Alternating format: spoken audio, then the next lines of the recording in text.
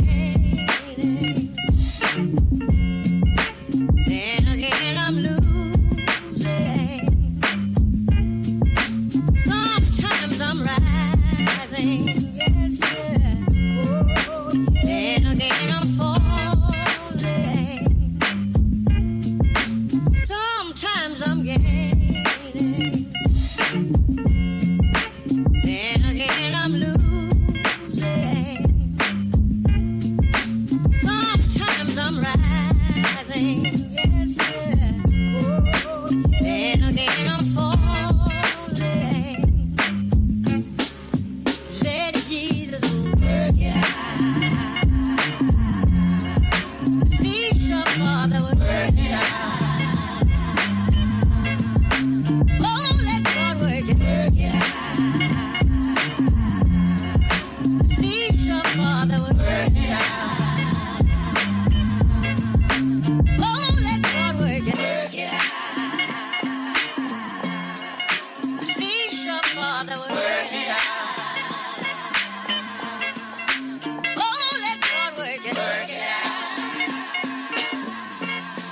Oh, work it out. You work it out for Mother Teresa.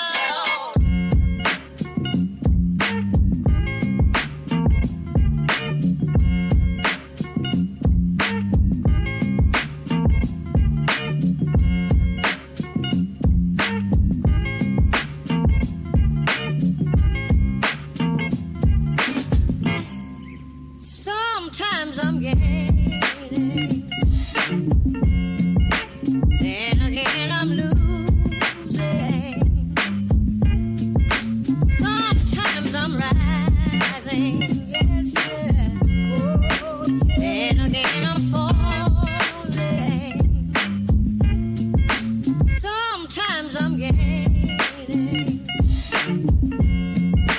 Then again I'm losing. Sometimes I'm rising. Yes, sir. Then again I'm falling. Let Jesus work it out. Please, your Father would work it out. Oh, let God work it out. Please, your Father would work it out. Oh, let God work it out. Please, your Father would work it out. Oh, let God work it out. Oh, work it out. You work it out for Mother Teresa.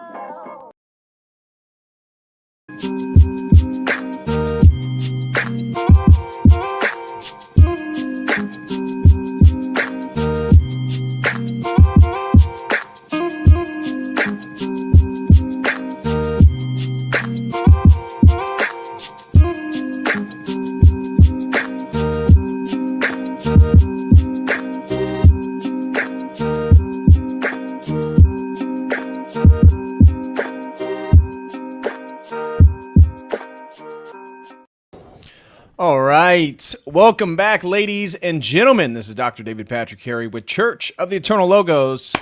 And today we have another drama alert. There has been so much going on in the world, especially for the last week. Last week I did a stream, one drama alert, and then another one was a interview with Professor Jiang of Predictive History, which we talked a lot about geopolitical events and things going on. Well, in this stream, we're going to be hitting on a few different things.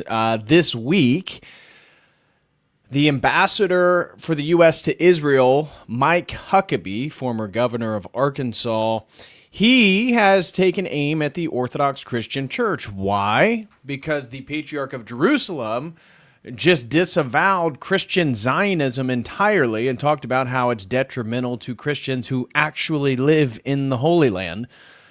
So we're going to be taking a look at that. Obviously, the biggest news that's kind of been going around since Maduro's kidnapping in Venezuela is Trump threatening to take Greenland from Denmark, utilizing military force if necessary. Well, he now has his wish. There's been a deal mentioned today that is essentially in the works. It's a day after his appearance at Davos with all the other globalist world leaders. And turns out Trump did Trump things, and he got a Trump deal. Overstated what he wanted, act like he was going to use the U.S. military to fight Denmark, cause Germany to send 2 soldiers there. What was it? It was like Norway sent 2 soldiers, Germany sent 2 soldiers, and then like France, England, and Denmark all sent 1 soldier. It was like 15 people. After was really just bravado by Trump, rhetorical bravado about utilizing the U.S. military and taking Greenland. Now, Denmark, the next day, who refused to attend Davos because of their frustrations with Trump and Greenland, have now basically given Trump everything he wants. We don't own Greenland, but they basically said, okay, you can do whatever you want, but we still own it, which is exactly what he wanted. So we're looking at Davos and some of the latest news coming out there. A lot of interesting stuff. One thing in particular is an arch enemy of humanity, the homosexual Israeli professor Yuval Noah Harari, who you've heard me speak about multiple times concerning his book Homo Deus and his Dadaism, his transhumanist religion for the future. Well, he spoke at Davos talking about how AI will be able to understand religious scripture and theology better than any humans, essentially doing away with the necessity for clergy or any institutional interpretation because the AI will do it for you. So we're going to be looking at that. Elon Musk was there today talking about how everybody's going to have a personal robot. Scott Bessent, the homosexual that is in the Trump administration who actually adopted children with his husband, took some shots at Gavin Newsom, who cares about that? I mean, nobody's here trying to defend Gavin Newsom. But kind of strange little interaction, a little back and forth between the two. Not directly, but through 2 different opportunities to speak. Gavin Newsom actually got his speech revoked at Davos. So Gavin Newsom attended the Davos meeting. Very strange that one U.S. governor goes and attends a meeting for essentially global billionaires and world leaders. Goes in when he was supposed to have a speech last evening. It was revoked from him, so they actually canceled his speech, gave it to someone else, which is kind of funny. And then we'll be looking at, the latest things going on in Minneapolis, what it means at a larger level. For those of you who didn't see, the Black Panthers, the black supremacist organization in the United States, they have officially denounced illegal aliens. So they were asked by liberals, why don't the Black Panthers, again, a group tied with the civil rights and sort of a black activist, black supremacy movement, most notorious through the 1960s and 70s. And shocking, the response said, that's not our fight. We don't even want them here. So, which I thought was funny. I thought that's funny. So we're going to be looking at that and conversations about, again, the ongoing demographic debate. So we got all that stuff in today's show. Smash that like. I also want to mention for our super chat goal today, if we can hit 50 super chats, I'll be gifting 2 new books. I just got a shipment of books in yesterday. So everybody who has ordered a book through my website, I got all those signed and shipped out today through UPS. So you should be getting some type of notification that your book is in the mail. Been waiting for over a month to get these books. And so if we hit today's super chat, 2 super chatters, I will do a trivia question or maybe something related to the stream or general question. And whoever gets the answer, and the first 2, I will send you guys personally signed copies of the book. So if you are feeling generous today, help me reach my super chat goal. I'd greatly appreciate it. Mr. Fist already got us started with gifting 5 Codal Crew memberships. Thank you so much, Mr. Fist. Do appreciate you, bro. God bless you.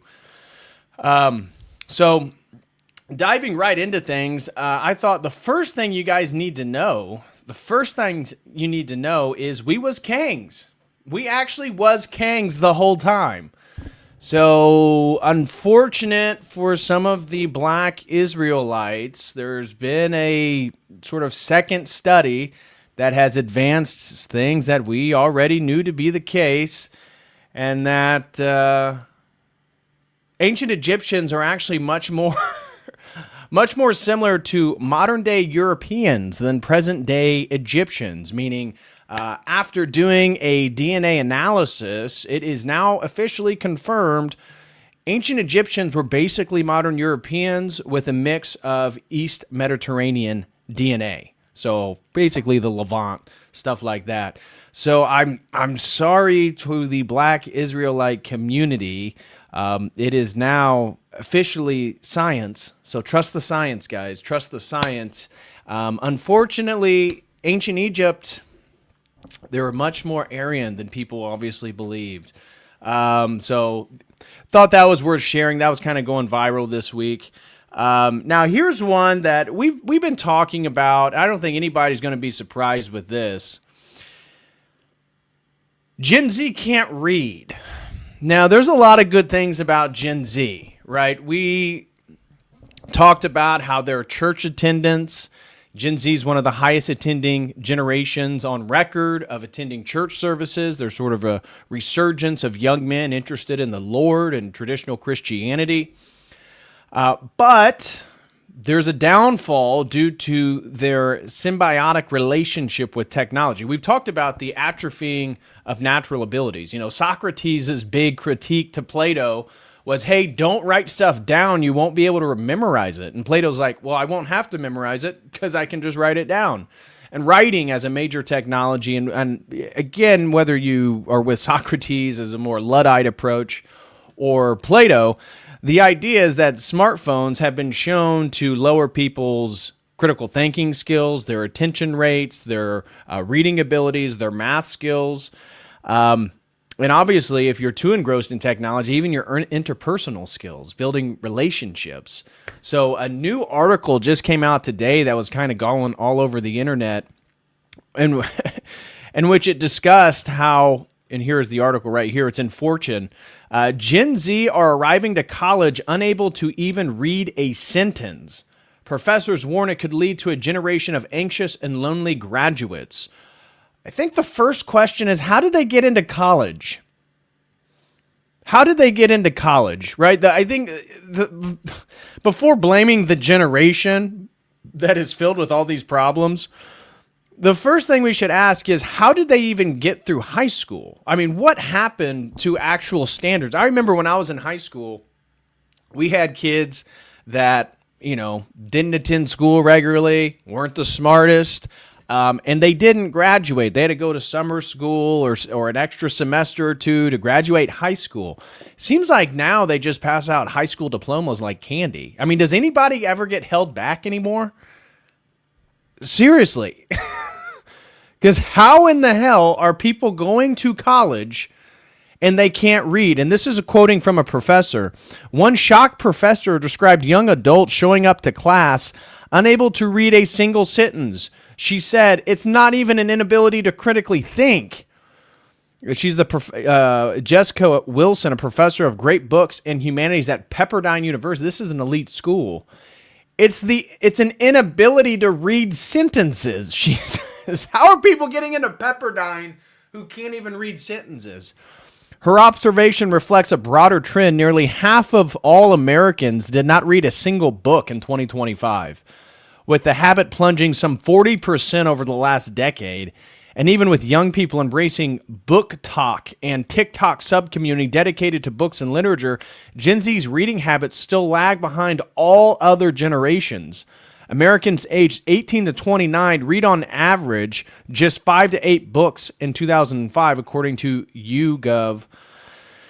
Quote, I feel like I am tap dancing and having to read things aloud because there's no way that anyone read it the night before, Wilson admitted. Even when I read it in class with them, there's so much they can't process about the very words that are on the page. Oh my gosh. Oh my gosh. Good Lord. Thank you very much. Sarah from Dino says, Post-literate society, quite sad. It is quite sad. It is quite sad. We talked about how technology atrophies our unique capabilities and skill sets, one of which, two of which, one most obvious is the ability to read a map. There was, I read an article about Gen Z being given like paper maps, and they can't navigate. They can't remember. They can't, I think it's essential. Every man needs to have a mental map. If you're a man, you should know where north is 90% of the time, no matter where you're at. If somebody asks you where north is, you know where north is. I think that's essential to be oriented in the world.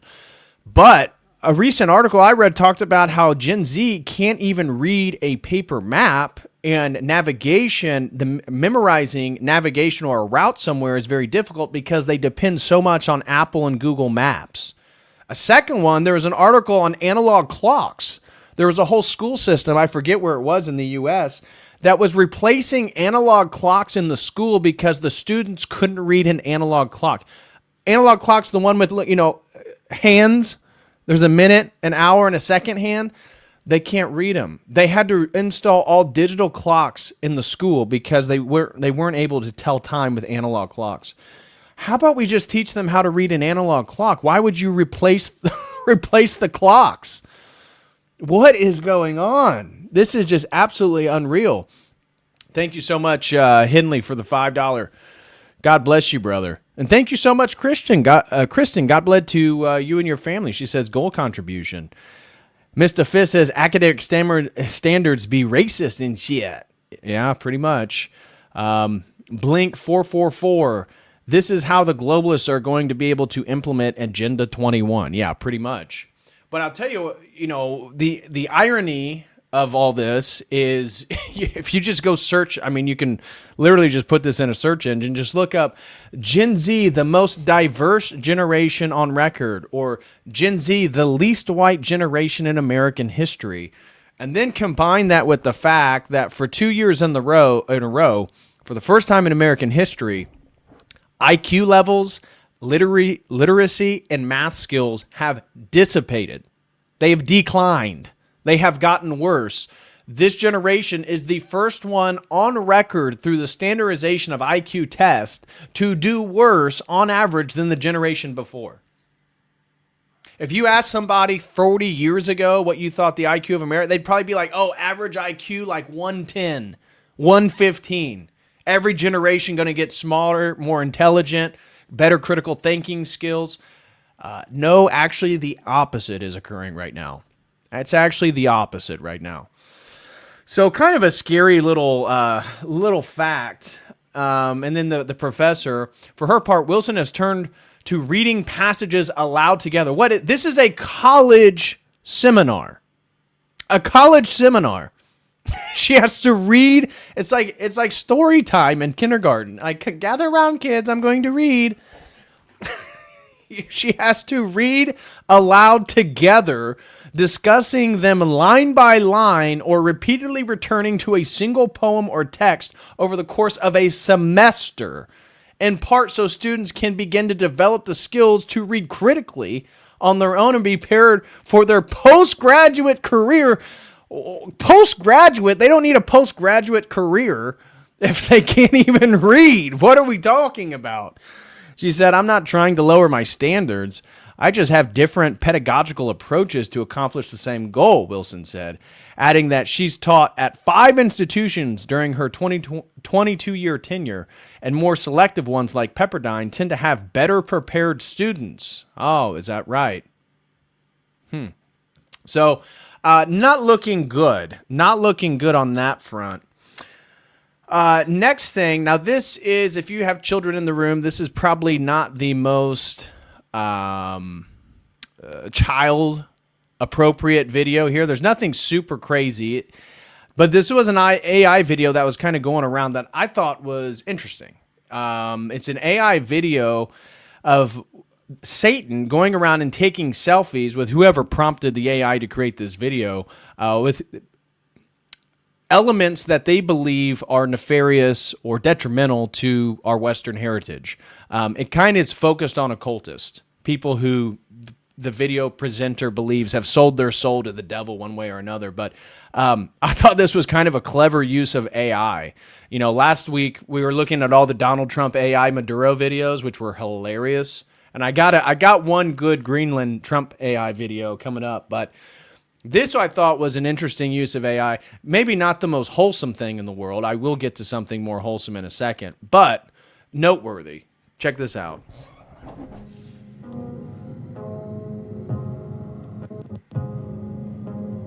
So it begins with Satan next to a Moloch priest.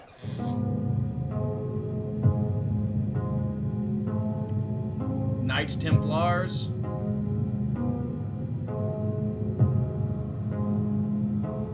Albert Pike.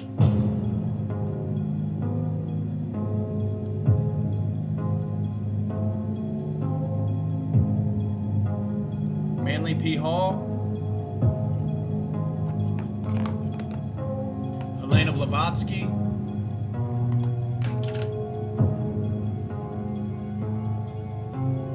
Alistair Crowley.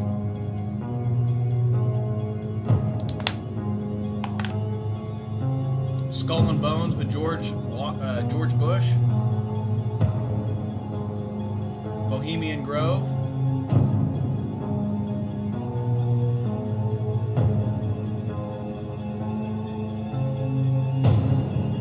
Abramovich and Rothschild.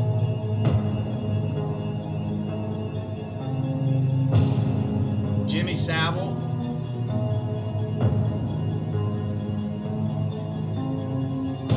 Klaus Schwab. Lady that's in charge of the EU. Do you see the Shiva behind them? Do you see the just dancing Shiva? This is the god of destruction in Hinduism. Brahma, Vishnu, Shiva. Shiva being the destroyer, the god of destruction. Obviously, they have this on the outside of CERN, if you guys are familiar with CERN. We have a sponsor stream that's going to be coming up on CERN and looking into some of the wild theories regarding it. But interesting, whoever put this together, interesting little presentation, putting the dancing Shiva in front of the icon of the United Nations.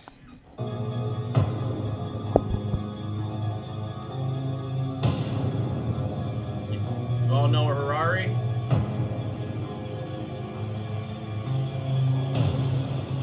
George Soros.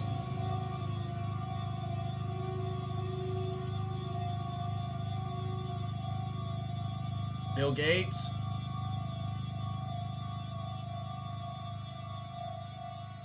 And then back to the Moloch priest. Anyways, I just thought it was kind of a clever way to use AI. It's clearly a critique. There's a lot of things that you can glean from it regarding, connecting. How is Blavatsky and Crowley connected with Gates and Yuval Noah Harari? Well, you get it. It's an interesting way, the art of AI and creating new storylines and prompts that can essentially share a message. I mean, we talked about this with the Trump stuff, but, I'll be doing a stream, the next sponsored stream. I hope to be able to get it ready for tomorrow. If not tomorrow, I'll do it Sunday. But it's on Blavatsky and Theosophy. And Helena Blavatsky, it was funny. I was looking at the comments under this video, and some of them were like, yeah, Bill Gates or Crowley, but what the heck? How is Blavatsky on here? She was, her theology was incredible. And it's like, well, actually, I'm getting ready to present a stream showing how Blavatsky's theology is actually Antichrist. Not that she is Antichrist, not that Theosophy is Antichrist, but show that it's anti-Christian. It's literally an inversion of Christianity. And I think you can make the argument, and this is going to be part of my thesis when we do the Blavatsky stream, is that she may be certainly one of the most important people of the 19th century, because her theosophical doctrines of the sort of cosmic Christ as a human ascendant one, this focus on Western esoteric traditions blended with Eastern mysticism and magic, the lore of Tibet, the ascended masters, human evolution as being spiritual evolution, essentially everything about New Age spirituality, or people who identify as spiritual, not religious, is really codified in the works of Blavatsky, first with Isis Unveiled, which is a deconstruction of the material worldview. So she's taking Darwin's evolutionary theory and then repackaging it in spiritual terms. So she undermines materialism, and then she takes out Christianity for the next book, The Secret Doctrine, which is setting the stage for her theosophy. But it really needs to be articulated how influential Blavatsky was. So most people just don't have enough of a historical perspective to kind of put this stuff together and see how, and somebody asked in the chat, why the Templars? Well, the Templars are believed to be the group that created Baphomet. That's why if you go back to the beginning here with the Templars right here, you see Baphomet right over here. You see, you get the, interesting Star of David. And the reason is, even though this is a controversial theory, I know people that are researchers that actually disagree with this, that the Templars were tied with these sort of Gnostic rituals that they were initiated in when they went back to the Holy Land during the Crusades. That is the argument, is that some of these Gnostic heresies, because we have a bunch of weird descriptions during the Crusade period, but certainly at the end of the 1200s, the 13th century, and into the 14th century, the early 1300s is the Inquisition. And the Catholic Church basically kills the top brass of the Knights Templar, gets them running, and they don't stop until they hit Scotland, where Robert the Bruce affords them shelter in Scotland, and that's where we start to get Scottish Rite Freemasonry about 70-some years, 100 years after all the Templars get there. And the belief is, the theory is that the Templars were initiated into these Gnostic traditions in the Holy Land during the Crusades, and they brought them back.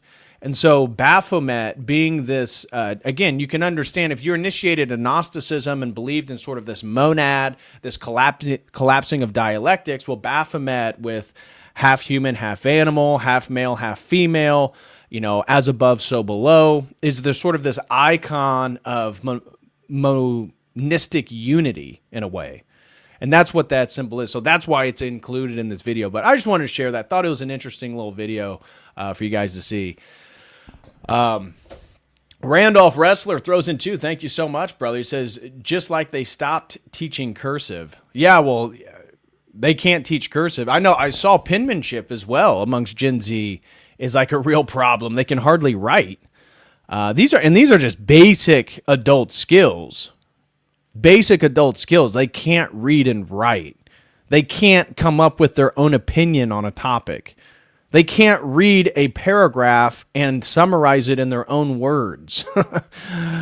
We're not doing great, is one way to put it. Suck Duck throws in two, says, no child left behind strikes again. Yeah. Well, isn't it like, what was it, LeBron's Learning Academy in Ohio? Wasn't it the case that there was not a single kid that was at grade level reading and math skills? It's like, LeBron James brags about his school back in Akron, Ohio, and how, he's really given back to the community and he puts all this money in for inner city youth. And then it came out that not a single graduate of LeBron James's academy could read or do math at their proper grade level. Doesn't seem like it's super successful. I could be wrong, though. Okay.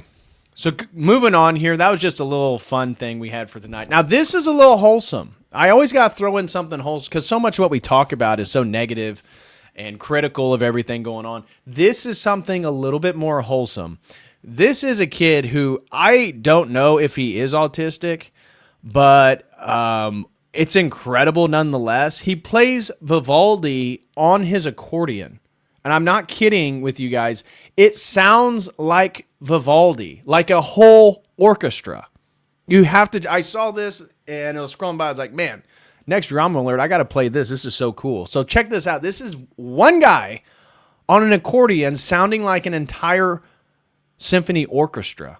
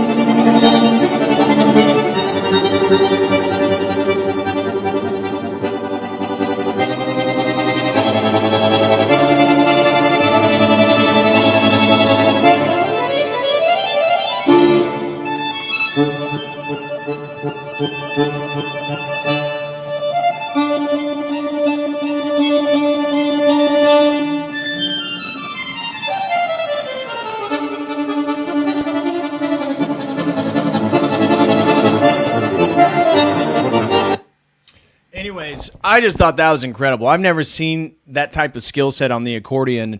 And it reminded me a little bit of our conversation last night. Last night in the Logos Academy, we went over chapter 5 last night, or chapter 4 last night on the Enlightenment Part 1. And really what Father Seraphim Rhodes was doing in that chapter was talking about the importance of the end of the 17th century, the end of the 1600s. Royal Society gets founded in 1669. Modern science is sort of in full bloom at the end of the 17th century. And then the 18th century, the 1700s, talking about how that really is the peak of Western artistic culture when it comes to music and all that. And Vivaldi, being Venetian, he himself is right smack during this the 18th century. And not that if you have to, I don't know how interested you guys are in classical music and stuff like that, but my point is classical music during the 18th century, this kind of is the height of Western culture. Now, 1776, America, later 1700s, French Revolution, 1700s, we last night we were talking about Peter the Great in Russia, the conquering of land from Sweden and St. Petersburg. We were talking about Catherine the Great, Crimea, eastward expansion for Russia, Frederick the Great of Prussia. We talked a little bit about that and just kind of the context of the 18th century. But if anyone is interested in actually studying and getting deeper into some of these historical and philosophical topics, do join us over at the Logos Academy at school.com/Logos Academy. Our groups are incredible. We're having a ton of fun over there. So if you guys are interested in diving into the deep topics like that, feel free to join us. But anyways, that was just a little fun tidbit I thought to share with everybody. So now let's get into the first serious topic here. And for those, I mentioned this in the opening of the stream, Ambassador Mike Huckabee has officially taken shots at the Orthodox Church. Now, why would he do that? Well, turns out because the Orthodox Church put this statement out. So the patriarchs and heads of the churches in Jerusalem, which actually included the Catholics and the Armenians, I believe. So I believe this is Rome, Armenians, and Orthodox. The patriarch and heads of churches in the Holy Land affirm before the faithful and before the world that the flock of Christ in this land is entrusted to the apostolic churches, which have been born their sacred ministry across centuries in steadfast devotion. Recent activities undertaken by local individuals, who would those local individuals be? Could it be who advance damaging ideologies such as Christian Zionism, mislead the public, sow confusion, and harm the unity of our flock? These undertakings have found favor among certain political actors in Israel and beyond who seek to push a political agenda which may harm the Christian presence in the Holy Land and the wider Middle East. Holy Scripture teaches us that we, though many, are one body in Christ and individually members one of another. Romans 12:5. To claim authority outside the communion of the church is to wound the unity of the faithful and burden the pastoral mission entrusted to the historic churches in the very land where our Lord lived, taught, suffered, and rose from the dead. The patriarchs and heads of churches further note with concern that these individuals have been welcomed at official levels both locally and internationally.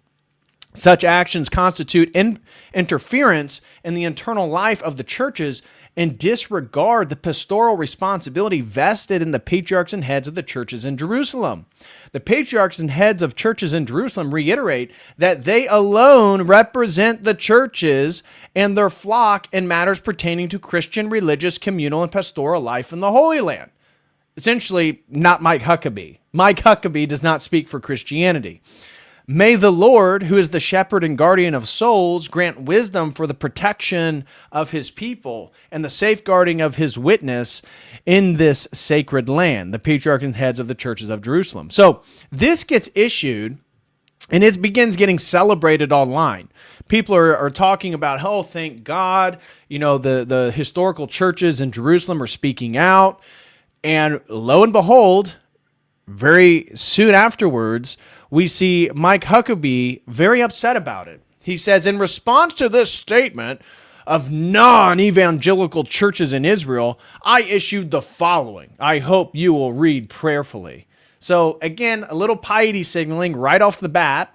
I hope you read this prayerfully. And for the non-evangelical, so he's already distinguishing himself that this can't be a real statement of Christianity because it's non-evangelical. Aha. I love my brothers and sisters in Christ from traditional liturgical churches and respect their views, but I do not feel any sect of the Christian faith should claim exclusivity in speaking for Christians worldwide or assume there is only one viewpoint regarding faith in the Holy Land. Personally, I'm part of a global and growing evangelical tradition that believes the authority of Scripture and the faithfulness of God in keeping his covenants. This includes his covenant with Abraham and the Jewish people. My Christian faith is built on the foundation of Judaism, and without it, Christianity would not exist. Well, Christianity is the fulfillment of Judaism. So in a sense, yes. However, how many times have we gone over in various streams? I mean, I literally just put out a clip regarding my stream, What is a Jew? Talking about what is a Jew from Genesis all the way to today. Check that video clip out if you didn't see it. But I'm literally going over the study guide I put together for that topic, highlighting that the promises to Abraham and Jacob are fulfilled in Christ. This is the Christian perspective. Nobody in the first millennium had the perspective of Mike Huckabee. So sure, he can voice his evangelical interpretation, hermeneutics, exegesis of Scripture, but who is he speaking for? He's speaking for an aberrant form, a heretical form of Christianity that's basically, 300 years old? I mean, the evangelical movement doesn't even exist without the Puritans coming to America. And we talked before that the Puritans were the first kind of Christian Protestant group that believed the second coming of Christ was dependent upon Jews going back to the Holy Land. That was something that they fostered up there in England. And then brought glowingly to America, which has sort of been rooted in the American mind that somehow Jews and modern-day Israel are essential for like global harmony. When in fact, as we all know, that is the Antichrist religion. That is the current state of Israel is the state of Antichrist. And the Greater Israel Project is what's going to bring that forth. My Christian faith is built on the foundation of Judaism. Without it, Christianity would not exist. Without the Judeo-Christian worldview, okay, how old is the Judeo-Christian worldview? I'm very curious. You go on Google Trends, it begins in like the 1960s. There is no Judeo-Christian. No one in history described Christianity as Judeo-Christian until certain lobbyist groups began to exert influence into Washington, D.C. Who could that be? Maybe AIPAC? Maybe look at AIPAC's founding in the 1950s and then their growth and influence into the 1960s. Could that have anything to do with this new nomenclature of Judeo-Christian that Ben Shapiro and Tel Aviv Levin want to convince us is somehow our shared religious faith, despite Judaism literally being the explicit rejection of Christ? We're claiming explicitly Jesus Christ is God incarnate. He is the second person of the Trinity. We worship one essence with three persons. That is our monotheistic God. The Jews claim that Christ is burning in a lake of excrement. Mary was raped by a Roman soldier named Pantera, and that we are cattle, Goyim. How exactly are these shared religious values? I'm a little confused. Someone help me here, please. Judeo-Christian worldview, there would be no Western civilization. No, Western civilization existed, and even though it went into aberrant intellectual historical trends that brought us to where we're at today, it was thriving well before Judeo-Christianity came on the scene. That's for sure. There'd be no Western civilization, and without Western civilization, there'd be no America. The thought that God is even capable of breaking a covenant is anathema. Bro, you don't even have anathemas. What are you talking about? You're evangelical. What are you talking about? To those of us who embrace Holy Scripture as the authority of the church, if God can or would break his covenant with the Jews, no, he's already fulfilled it. I thought you're a Christian. This is very basic Christian theology here. Then what would Christians have that he would keep his covenant with us? Oh my God, how would he keep his covenant with us? Labels such as Christian Zionism are too often used in a pejorative manner to disparage free church believers. Yeah, it should be disparaged. It's a terrible heresy that's ruining America. Yeah, it should be condemned. It itself should be an anathema, of which there are millions across the planet. Christians are followers of Christ, and a Zionist simply accepts that the Jewish people have a right to live in their ancient, indigenous, and biblical homeland. Yeah, they can live there. They don't get to use the British military. They don't get to use American military to establish themselves as a state, to occupy other people's homes, to force them out through violence, and to consistently expand and ethnically cleanse that territory so that they can reattain what they believe to be the land of Israel during the height of their kingdom in the Old Testament period. Those seem to be very different things. If the Jews can all move to Israel around the world, they have a Zionist movement, and they can defend it and keep it and uphold it themselves without demanding all the taxpayer money. Good for them. Good for them. But clearly that's not the point. It's not about Jews should be allowed to move to the Holy Land. Okay, there was Jews in the Holy Land when it was Palestine. There's Jews in the Holy Land under the Ottoman Turks. There's Jews in Israel or Palestine during the Byzantine era when St. Justinian dominated the entire Mediterranean. They can go there. The problem is the rest of the world, mostly the Western world, this Judeo-Christian world, is forced to sacrifice our own nations to erect Israel. That doesn't sound like a whole lot of fun to me. They simply accept that the Jewish people have a right to live in their ancient, indigenous, and biblical homeland. Indigenous. Then why is it? I just showed, I think it was at last Drama Alert that we showed, what was it, 60% of Israeli citizens are like allergic to the olive trees in the Levant? That doesn't sound indigenous to me. Sounds like your bodies wouldn't have allergies to the local olive trees. Hello? Doesn't sound very indigenous, a la Khazarian theory, 13th tribe. It's not a commandment. It's hard for me to understand why everyone who takes the moniker Christian would not also be a Zionist. Maybe it's because they're literate in theology. That could be, maybe begin there, Mr. Huckabee. It's not a commitment to a particular government or government policy. Yeah, it clearly is. It's a commitment to the Zionist Israel policy, yeah. But to the biblical revelation as given to Abraham, Isaac, and Jacob, which has already been fulfilled. It's over. Give it up.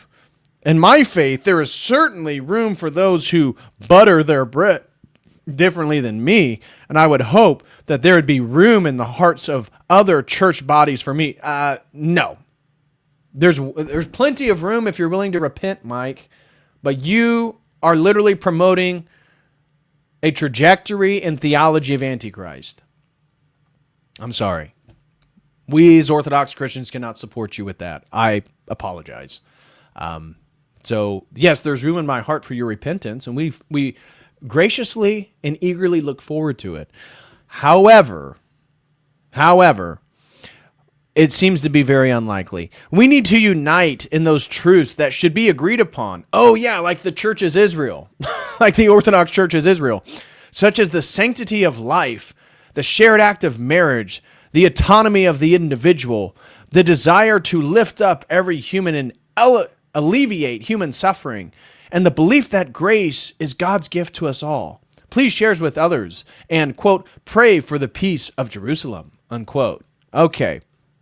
So he posts this nauseating rebuttal to our patriarchs and the heads of church, and then the next day he goes on Newsmax and he has this to say. Well, there was a letter that was put out by the more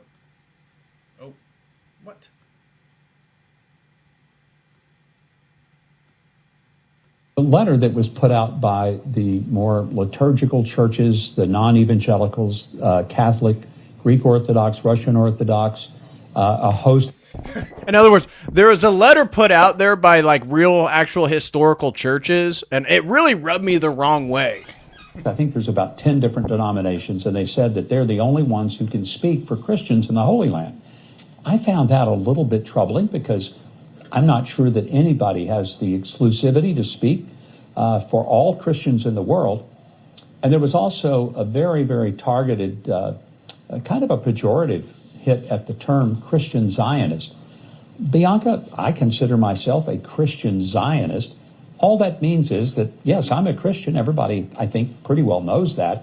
But to be a Zionist doesn't mean anything nefarious. It simply means that you believe that the Jewish people have a divine right, and frankly, a geopolitical right to a homeland that they have lived in for almost 4. He goes, it's not political. As a Christian, I'm a Christian Zionist. It's not political. And they deserve the right to live in their homeland, but at a geopolitical level, they deserve the bar. It's like, I thought you just said it's not political, dude.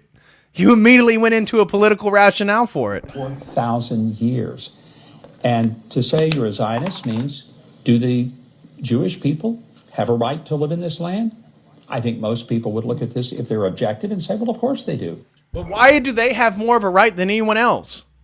Why do they have more of a right to live there than any other group of people, the Christian community that's lived there since Christ, that's being decimated in the West Bank, Bethlehem?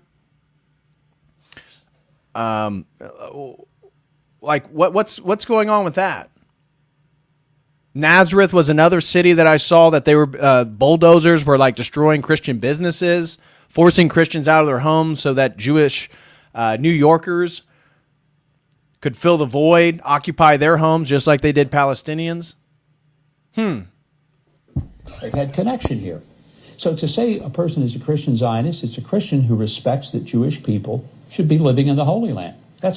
No, it means it's a Christian who actually worships Antichrist, who actually worships powers of this world, who actually will bend over backwards for a group of people that are literally committing acts of atrocity, not only against humanity, but against fellow Christians. But that doesn't matter because for Mike Huckabee, one Israeli life is worth more than a Jew or a Christian life because they're the chosen people. They deserve it more. That's all it means. To say that it's somehow some term that ought to be fearful, or as Tucker Carlson said, it's indicative of a brain virus. There are true. We need the jabbies. We need the virus vaccine antivirus for Christian Zionism. We need that stat immediately. Tens of millions of evangelicals just in the United States who would be called Christian Zionists. Martin Luther King Jr., whose birthday we celebrated this week, was a Christian Zionist. And he was also a communist. That is just explicit history. If anybody's not familiar with that, just go look it up. The person who founded I'm blanking on what the title was in the Jewish guy's name. I think it was Levison. Somebody in the chat's going to know, but he was the head of the American Communist Party and established the infrastructure to promote MLK Jr. and he was a literal communist. He was an adulterer. We know for a fact. He didn't have traditional Christian values, even theologically. No matter what his life is, we're all sinners. But even despite his life, he had theological errors in his Christianity. The governor here is saying that he didn't even believe in the resurrection. Yeah. So really not doing a lot for yourself there, Mike Huckabee, but do appreciate it. Next one. This should come as no surprise. So a WEF, so that's World Economic Forum, because again, this is related to Davos, the big Davos meeting that just happened. I think today it's wrapping up. WEF Jewish rabbi says the rise of the extreme right in many European countries is a response to the insecurity of the old Europeans. Now, this phrase was used multiple times at Davos. when talking about the contentious environment of Europe right now due to ongoing mass immigration. And I saw videos of at least 3 or 4 people. I know 3 for a fact. I don't have them all because it'd just be irrelevant. It'd be repeating the same thing. But they referred to Europeans. So what I mean by Europeans, let me clarify. I mean actual Europeans. I mean Germans that are actually German, English that are actually English, French that are actually French, Spanish that are actually French, Italians that are Italian. That's what I mean. So actual Europeans are now referred to as the old Europeans. And one woman, I don't have it in today's drama alert, but she was talking about how, yeah, we see that there's a lot of frustration from the old Europeans, and we need to make better strides using technology and their political infrastructure to ensure that bigotry and polemical ideas regarding the new Europeans subsides. Essentially, how can we actually dilute and maybe censor the old Europeans so that they aren't so critical and boisterous about all the new Europeans? You know, Muhammad, the new European.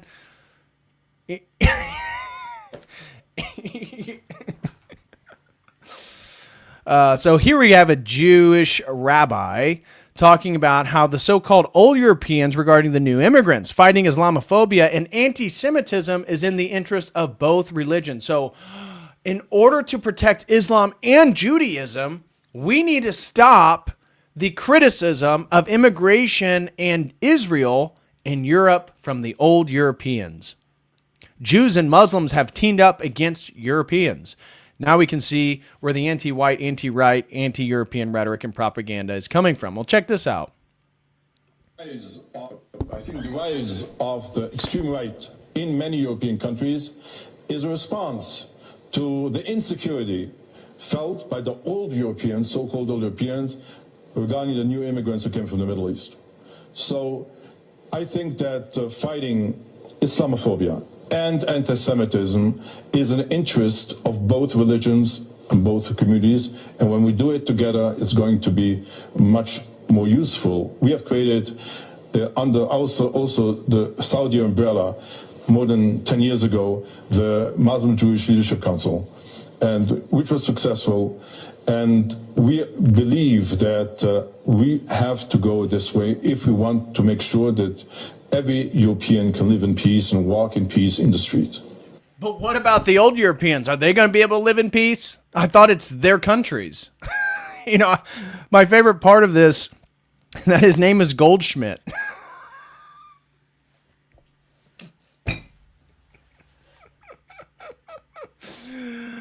Oh, what? Notice how Christianity was totally absent there, right? There was no rhetoric about allowing Christianity to prosper in Europe. There was nothing there about, hey, we need to protect it so that Christophobics, you know, all those irrational fears about Christianity, that we can get all that polemical stuff and the hatred against Europeans and Christians. We need to get that so everybody feels. No, it's so Jews and Muslims feel better in Europe. Well, why don't Jews go to Israel and Muslims go back to their countries? That sounds like a win-win situation, does it not? What? It makes oy vey intensifies. It's just so infuriating. Wait till you see the clip. I have a clip. I can't wait to show you guys.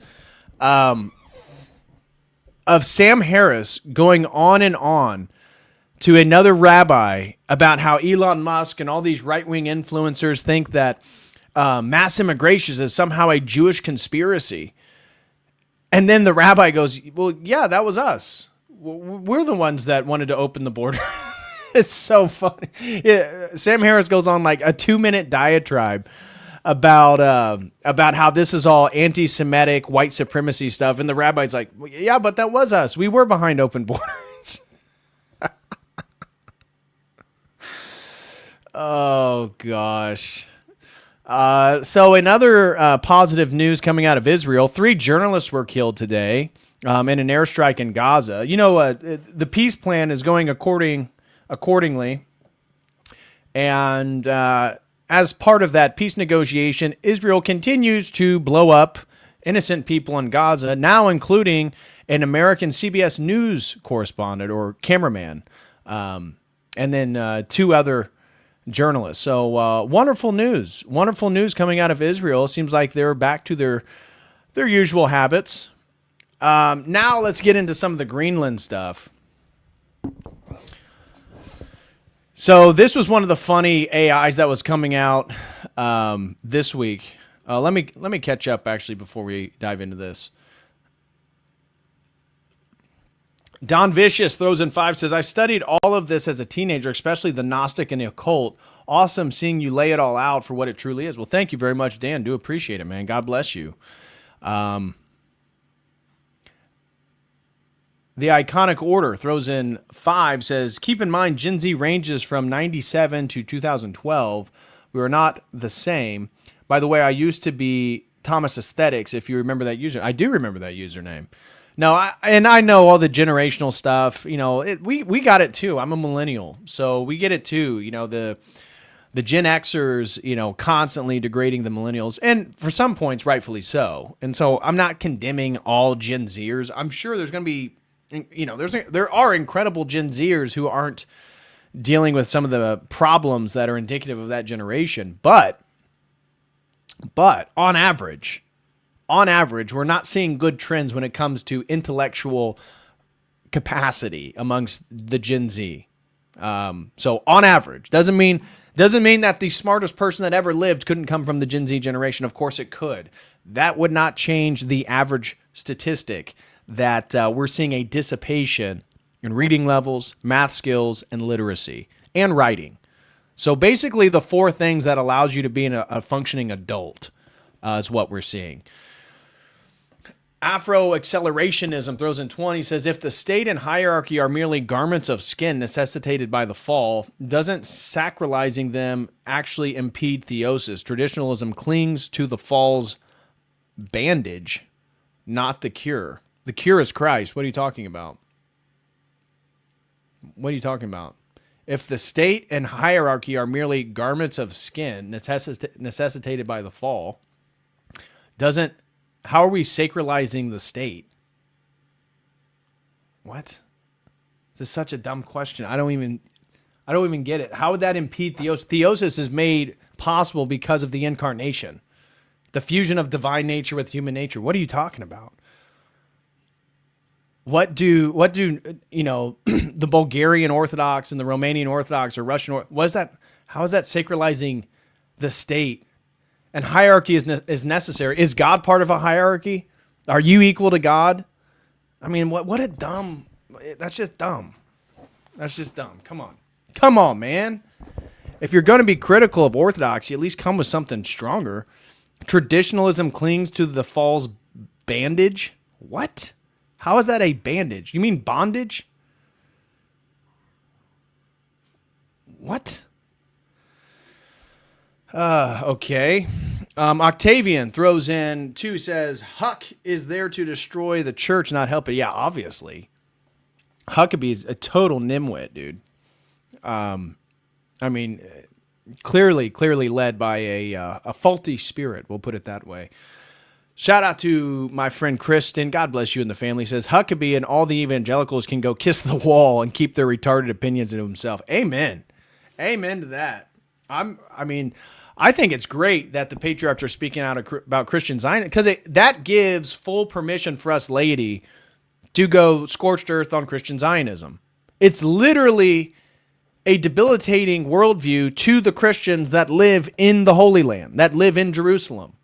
They're literally telling the world, hey, stop promoting Christian Zionism. You're causing problems for us. We are losing historical Christian sites because Jews from around the world are coming and stealing them from us.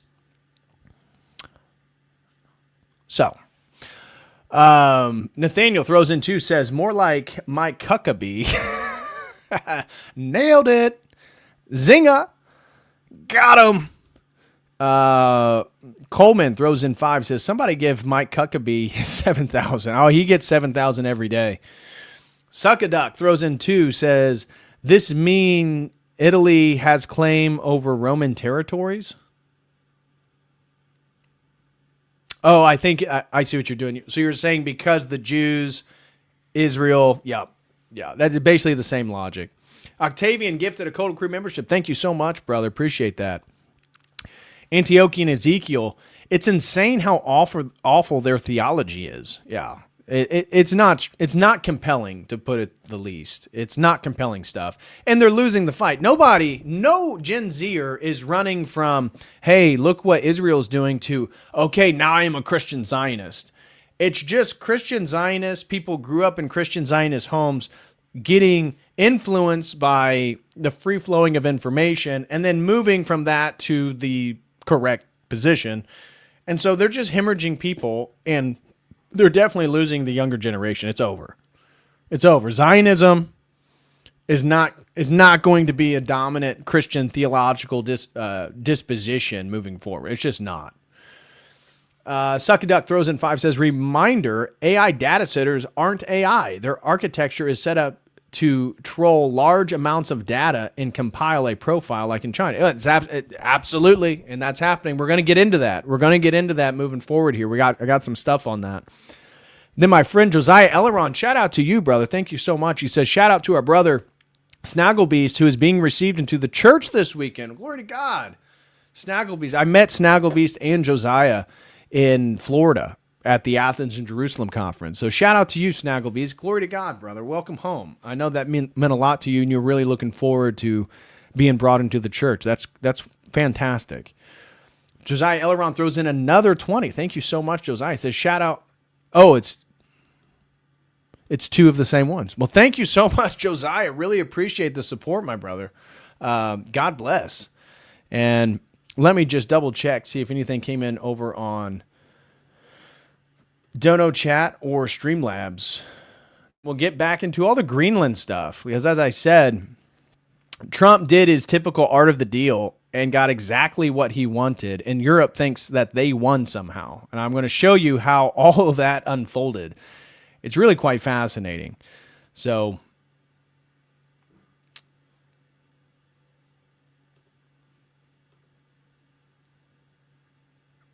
let's see. Oh, and Snagglebeast, he threw in 5 over on Streamlabs. Snagglebeast, shout out to you, brother. He says, God bless Dr. DPH. Prayers for Josiah. He is currently in the air to visit for my reception this weekend. Well, glory to God, brother. Again, welcome home, and I'm so glad to hear that you'll be brought into the church. Okay. Now let's get back to what we were discussing here. Now I want to get into the Greenland deal, because as we'll see, Trump, now we're seeing the outlines of the plan that was negotiated. It seems to have come into full fruition here after his trip to Davos yesterday.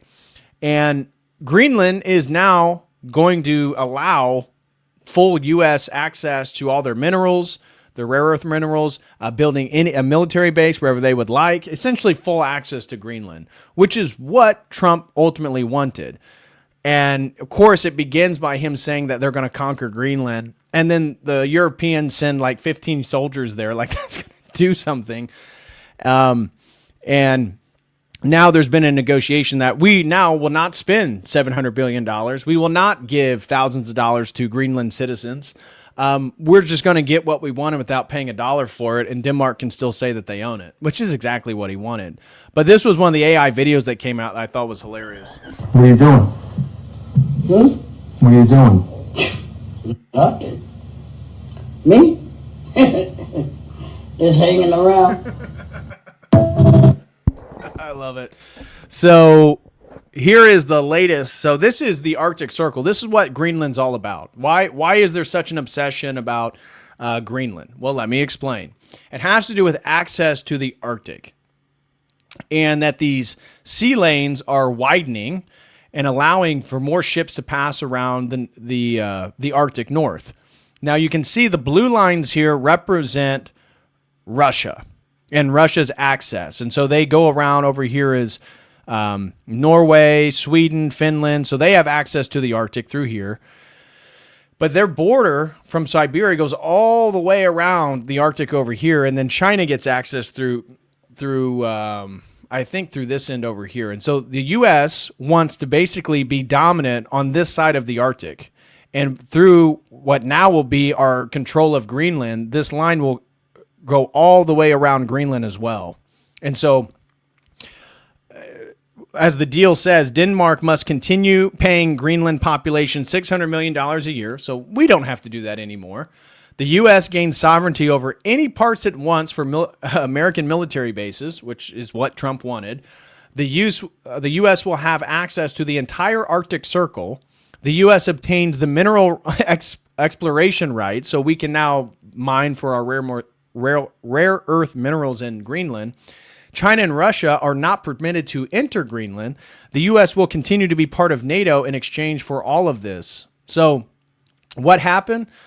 Trump did exactly what he always does with the art of the deal. He says something much bigger than what he actually wants, and then in response, he negotiates down to what he actually wanted, and the Europeans think that they just dodged the bullet because America is no longer going to invade Greenland. I mean, this is typical just art of the deal stuff. And so I want to show you. So this was like the commentary on Fox News about it. And I have to say, this was kind of classic Trump, wasn't it? I mean, Trump wants something, and then he asks for 10 times that, and the other side flips out, and they go back and forth and go back and forth. It becomes a huge news story. Finally, they make an offer. He agrees to it. And it's kind of what they could have gotten in the first place. And says they're wonderful people and happy to work with them. And suddenly it's this dismount that we could predict by how it's set up at the beginning. Yes, and the other side's happy because they think they dodged a bullet. So it's just classic Trump.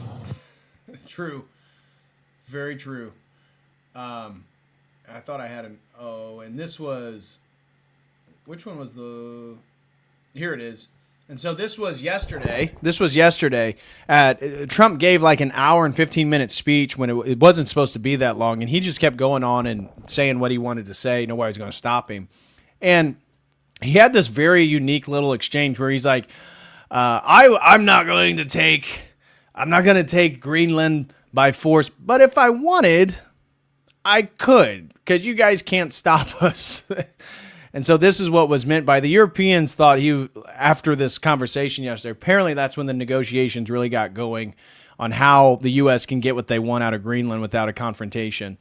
So we want a piece of ice for world protection, and they won't give it. We've never asked for anything else, and we could have kept that piece of land, and we didn't. So they have a choice. You can say yes, and we will be very appreciative, or you can say no, and we will remember. Well, in the full clip, he goes on talking about, we're not going to use force. I'm the peace president. I don't want to use our military to take Greenland. But if you don't give it to us, we could. There's nothing you could do to stop us. You don't have the soldiers. You don't have the equipment. And so it caused a lot of people to get hot under the collar yesterday regarding that. So moving forward here, Greenland is now secure.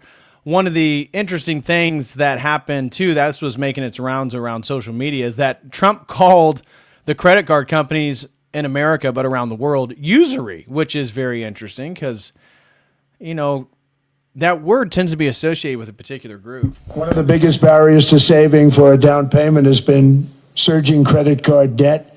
The profit margin for credit card companies now exceeds 50%, one of the biggest. And they charge Americans interest rates of 28%, 30%, 31%, 32%. Whatever happened to usury? So to help our citizens recover from the Biden disaster, all caused by this horrible precedent, I'm asking Congress to cap credit card interest rates at 10% for 1 year. And this will help millions of Americans save for a home. They have no idea they're paying 28%. They go out there a little late in their payment and they end up losing their house. It's terrible. One of the biggest... So, anyways... I think that's a good thing for people. A lot of Americans have credit card debt, and capping interest rates at 10%. I think that can save some money for some people. Now, we need much bigger changes than that. I mean, the U.S. economy is not in a great position right now, especially for an American living in America. It's not great. Gas prices, oil prices are going down, which is good. I'm sure Venezuela has helped with that. And here he's talking about how one of his initiatives for 2026 is making homes more affordable for Americans. But homes are built for people, not for corporations, and America will not become a nation of renters. We're not going to do that. That's why I have signed an executive order banning large institutional investors from buying single-family homes. It's just not fair to the public. They're not able to buy a house. And I'm calling on Congress. Which is a shot aimed at Larry Fink and BlackRock and Vanguard and State Street and all these different Blackstone, all these major investment organizations that are literally buying up. I saw one. I don't know if it's accurate. But I saw one graph was claiming that they own 10% of the homes in America. BlackRock owns like 10% of the homes in the United States, like single-family homes. That's incredible. That is scary. That is the WEF world is you will own nothing and like it. This was a little funny clip that came out from today. So Zelensky, your guys' favorite Khazar leader, he was not even actually invited to speak at Davos, but he came, and then they gave him the opportunity to speak, and he answered some questions, but he kept going on for so long. I mean, he said some outrageous stuff. He claimed that the Russian military is sending 43,000 troops a month to the front lines in Ukraine, and Ukraine is killing 35,000 soldiers. What? They're claiming they're killing 35,000 soldiers a month. No, you're not. Well, this was funny because they actually tell him to wrap it up because he's taking so long, and he goes, "Were you not interested in what I had to say?" They're like, Zelensky, we're bored. Can you wrap it up? Let's be done. Maybe last question, because I know you also need to go back to Kiev. It was not interesting with me, yes. Your people is behind you and showing my the. Maybe last question, because. So I thought that's a funny little humiliating bit there from Davos. You know, Zelensky, people are getting kind of bored with it. He's not the war hero that they claimed he was. This was probably the most viral of the clips coming out of Davos, and this is Lutnick. He's one of the chief negotiators for Trump. I don't know what his official title is, Howard Lutnick. I believe he's a Jewish American that became wealthy through investments, if I remember correctly. But he's the one that's the one that made these comments at the World Economic Forum, essentially telling them that globalism is over, that what the America First agenda is something that is going to prioritize American citizens and basically humiliating Europe. This is really the takeaway from Davos, is that Europe was humiliated. They are so weak. They have nothing. They have nothing. They cannot compete with China. They cannot compete with Russia. The U.S. can do anything they want to Europe. They have nothing. And then their world leaders are literally suiciding their own nations by flooding them with illegal immigrants. Muslims in specific, which are even worse. And this is what Lutnick had to say. Okay. We are in Davos at the World Economic Forum. And the Trump administration and myself, we are here to make a very clear point. Globalization has failed the West and the United States. It's a failed policy. It is what the WEF has stood for, which is export, offshore, far shore, find the cheapest labor in the world, and the world is a better place for it. The fact is, it has left America behind. It has left the American workers behind. And what we are here to say is that America First is a different model, one that we encourage other countries to consider, which is that our workers come first. We can have policies that impact our workers. Sovereignty is your borders. You're entitled to have borders. You shouldn't offshore your medicine. You shouldn't offshore your semiconductors. You shouldn't offshore your entire industrial base and have it be hollowed out beneath you. You should not be dependent for that which is fundamental. Now, I'm going to let it go, but this woman right here, she eventually got upset at Lutnick for the stuff he was saying, because he was constantly telling them, like, globalism is over. And I got a clip of Alex Soros saying it, essentially that. I mean, it's total word salad. But the only takeaway, Alex Soros, the son of George Soros, you guys know the whole Soros enterprise, NGOs, flooding, open borders, Agenda 21, all that different stuff. Alex Soros, his son, in this just 2-minute word salad, basically admitted that one man destroyed their globalism plans, their plans for this new economic order, and it was Donald Trump. And now they're basically scratched. And just a few days ago, Klaus Schwab said everything that he had been working for in his life with the World Economic Forum seems to have fallen apart in the last few years. Nobody's supporting globalism and his enterprises. The same thing was said by another gentleman at Davos concerning the same thing, that basically globalism and everything that the WEF stood for, it's over now. It's not happening. And this woman got so upset that she eventually walked off the set huffing and puffing.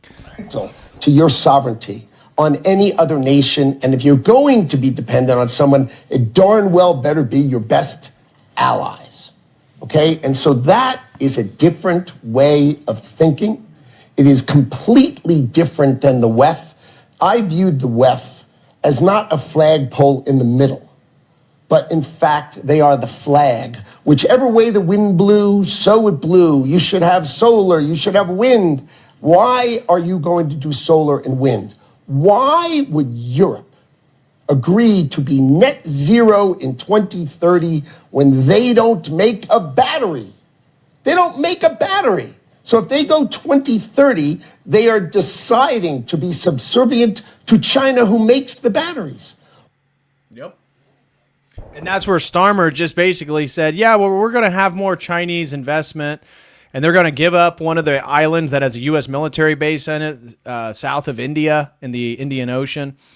So, I mean, I think the biggest takeaway from Davos is that Europe is just so incredibly weak. It's pathetic. And this was a major thing that came out today. This was yesterday evening, the list of countries. So Trump is putting together a new Board of Peace signing. Now, what is this Board of Peace? What the left, what the mainstream media, what the globalists are upset about is Trump is essentially trying to create a new United Nations that Trump, and this is where, again, good for Trump. I actually agree with him on this. He believes that the United Nations is a totally worthless organization that is a globalist front and will do anything and everything that they can to manipulate the country so that they are compliant with the UN's larger globalist agenda. And so he's putting together this new called a Board of Peace. And here are the countries that joined yesterday. So Mongolia, Bahrain, Morocco, Argentina, Armenia, Azerbaijan, Bulgaria, Hungary, Indonesia, Jordan, Kazakhstan, the third largest country in the world, by the way, Kosovo, Pakistan, Paraguay, Qatar, Saudi Arabia, Turkey, United Arab Emirates, and Uzbekistan. Notice there are no major European countries. I mean, you have Bulgaria and Hungary. You know, countries, Hungary, especially Orban's a huge supporter of Trump. He's a nationalist. He's a traditional Catholic. But notice that it's no European nations. And then this is what happened today. Then Putin came out, which shocked the whole world. Today, he came out and accepts Trump's peace offer. And President Vladimir Putin says Russia is prepared to contribute $1 billion to President Trump's proposed Board of Peace. Now, think about that. Again, this is just a total humiliation to the Europeans. Trump creates basically what they believe he's going to do is a competing United Nations, this Board of Peace. No European nation besides Bulgaria and Hungary join it. And then the next day, Putin says, I'll give you $1 billion and I'll join it. So then Russia and America are in the new Board of Peace. I can't, for all the Zionist stuff that we hate about Trump and him flip-flopping on issues, The rhetoric, the way that he goes about things, though, I mean, it's almost the mimetic effect of Trump is almost more powerful than the executive orders and the policies that he actually promotes. It's the mimetic effect. It's the fact that the whole world is like just aware of the fragility, the weakness, the lack of courage of Europe. It's just a slow, suicidal collection of nations that are run by globalists. And so this was huge. And so this was Putin responding today. I think this has an English interpreter over it. We could contribute $1 billion to the Board of Peace from the frozen assets by the assets frozen by the previous administration, and the remaining funds from the funds frozen in the United States could be used to rebuild territories that suffered during hostilities. Once we signed a peace deal between So what did he say? For those of you who don't know, when the Ukraine-Russian war kicked off, all the Russian assets in the United States, France, and the UK were frozen. So we're talking about billions of dollars. And he's saying, oh yeah, Trump, your Board of Peace, again, rivaling the United Nations who hates Putin. Hey, I'll give you $1 billion of all those frozen assets that you guys in the West stole from us when the war kicked off. I'll give you $1 billion of that to join your Board of Peace and essentially give a finger to the United Nations and Europe. I mean, that's exactly what happened. So that's hilarious. And then today, this was right before I went live, Witkoff, Kushner, and another gentleman, I forget who it was, they both, all three of them arrived to meet with President Putin tonight. So, you know, we've been expecting things to heat up potentially between Putin and Trump. You know, it doesn't seem like much is going forth. There was the drone attack we talked in the last drama alert on Putin and his personal home in Novgorod. And so we thought maybe things were about to escalate, but who knows? It sounds like there is ground being covered by the Trump administration and Putin regarding Ukraine. So who knows what that's going to lead to? I'm surprised. And I'm not the only one. I'm an American, but in Russia, there is a lot of criticism for Putin, not criticism that the war is happening. Well, in a way, it's criticism that he hasn't ended the war. It's criticism that he hasn't just bombed Kiev. It's criticism that he hasn't gone hard enough. And as we talked about with Professor Jiang, Russia's in a position right now. You have the instability in Iran. You have the protests that are backed by MI6, Mossad, and the CIA, creating and instigating problems in Iran to try to overthrow or cause a sort of revolutionary uprising against the Ayatollah and their theocracy. Well, that's not in favor of Russia, because that exposes the underbelly of the Russian nation state, where they can go right up through the Caucasus. Just 2 weeks ago, Russia told all the Russian Jews in Israel, of which they are the highest percentage of immigrant Jews in Israel, they come from Russia, he told them to return to Russia. And that there's what appears to be, I haven't found any public things really discussing this or articulating it, but it appears that there is a contention between Russia and Israel, that Netanyahu and Putin are on opposite sides. And Putin came out and just today, I don't even know if I have it lined up here, I don't think I do, but said that Russia stands with Palestine. Again, and he had not made any like explicit comments on, you know, everything going on. And I did a thing talking about Netanyahu and Putin, and that Netanyahu never really condemned, and not once has he publicly condemned the Ukraine-Russian war against Russia. So there's been this like soft relationship between Netanyahu and Putin where they never criticize each other publicly. But now Putin has vocally supported Palestine against Israel, it appears, and 2 weeks ago told Russian Jews to come back to Russia as if there was potentially some type of fight or battle that may come forth. We don't know. Probably not. But it is interesting news nonetheless. Okay, next one. Here is Trump humiliating Canada. So as you can see, this went viral. It's got 1.4 million views, this one little clip. And I'm going to play you the response by the Canadian Prime Minister. It's just again, is Trump super intelligent? Is he playing 4D chess? Of course not. Of course not. Is Trump a reader? Is he like this savant that people just aren't aware of? Of course not. Of course not. He is a good negotiator. He is a good business guy. And he is egotistical, which in certain circumstances really help us out. So I thought this was hilarious. He basically just attacks Carney, the Prime Minister of Canada, and basically just, without saying it, calls it Canada. And the response, so then Canada leaves. They were supposed to be there for like the Board of Peace, or at least to witness it. Trump makes these comments, and I'm about to show you, about Canada and Carney. And the guy puts his tail between his legs and leaves Davos early to go back to Canada. And then I'm going to play you a clip of what he does immediately when he gets back to Canada is to make a public speech. It's just, again, the mimetic value here is so strong. Going to be defending Canada. Canada gets a lot of freebies from us, by the way. They should be grateful also, but they're not. I watched your Prime Minister yesterday. He wasn't so grateful. But they should be grateful to us. Canada lives because of the United States. Remember that, Mark, the next time you make your statements. Well, he says, Canada lives because of the United States, Mark. Essentially, watch your mouth. Guys, we know Trump is a Zionist. Are you guys like slow? Putin is not a Jew. I've looked into that. That's not the case. I dove into that for a members video.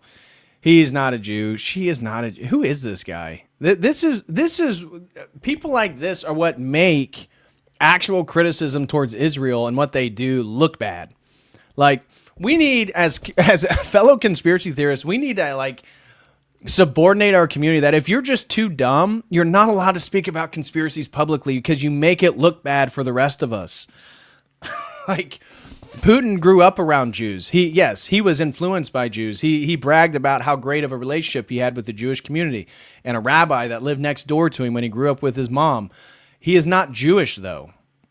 So that is just very easily verifiable if you just get on the internet and actually do your research. If you're going to be anti-Zionist, at least have an IQ above room temperature. You got to. Yeah, don't be a Candace Owens. Don't do Candace Owens, right? I don't want to hear about your dreams. Netanyahu came to you in a dream and confessed all his genocidal war crimes. Stop. So, all right. So this is then what Carney does in response to Trump. Reflects our fundamental. He has this speech, and then so the whole thing about Davos is that globalism is over. Multiculturalism is bad. Europe is destroying itself through mass immigration. That all the Western nations need to stand up and brush themselves off and take care of their citizens in their countries. And Carney goes home and tells the Canadians that we're inclusive, we're pro-multiculturalism. Values of inclusivity, fairness, solidarity, sustainability, and ambition. Canadians are... Canada is one of the least ambitious countries in the world. What are these values that he says defines Canada? Of inclusivity. Inclusivity. Okay, wonderful. Everyone's equal. Fairness, solidarity, sustainability. Fairness, unless you're a Christian or you speak out critical against the Canadian government or you're part of the trucker protest, then, fairness not there because they'll censor you and put you in jail. They'll take the money out of your bank account. Ambition. And ambition. Sustainability and ambition. And then sustainability, right? Canada has the largest natural resources in the freaking world. Canada, if it was actually an ambitious and serious country, could be totally independent. It has all its resources it needs. What are we talking about? His message to Canada was the exact opposite of the takeaways of Davos. Which it's just so funny because the contrast between him and Trump. Again, I'm not a Trump promoter. I have so many criticisms. So people in the chat acting like I'm not aware that Trump's a Zionist. We talk about it all the time. We just call balls and strikes, and we have to realize what's happening. Like, what's happening is that there is a major turn. I mean, if you watched any of the Davos stuff, like it was a totally different energy this year. It's almost like the world knows that we're getting ready to enter like a great world war, which is what we've been talking about here regarding Orthodox prophecies and stuff like that. I mean, there was not a bunch of smiling and joviality and laughing. This year was like super serious. I don't know if you guys like watch some of the interviews and stuff each year. This year was super serious. And it was basically a turning. I mean, if you listen to the speeches and you even listen to the head of NATO who agreed with Trump, it's like this is a change in the Western civilizational tide, that this whole globalism and exporting labor to cheaper places around the world, it's coming to an end. However you feel about that, that's just the takeaway. And so I truly feel that in this moment, Trump is also, as we talked about with Maduro in Venezuela, we talk about Greenland, he's doing things that are just, he's totally just pushed aside Congress and the Senate. It doesn't matter. He doesn't care what they have to say. Nobody in America cares anyways. They have like the lowest approval rating. They're like equal to journalists. Like mainstream journalism and Congress are both like below 20% approval. Nobody cares what these people have to say. Nobody trusts these people. And for one reason or another, Trump is just circumventing them and expanding the powers of the executive branch. Again, however you feel about that, but this whole facade that we live in this constitutional republic with all these checks and balances and everything's going to, even itself out and America's going to pursue the good, the true, and the beautiful, that is a fairy tale that has never been true for anybody who's alive watching this stream.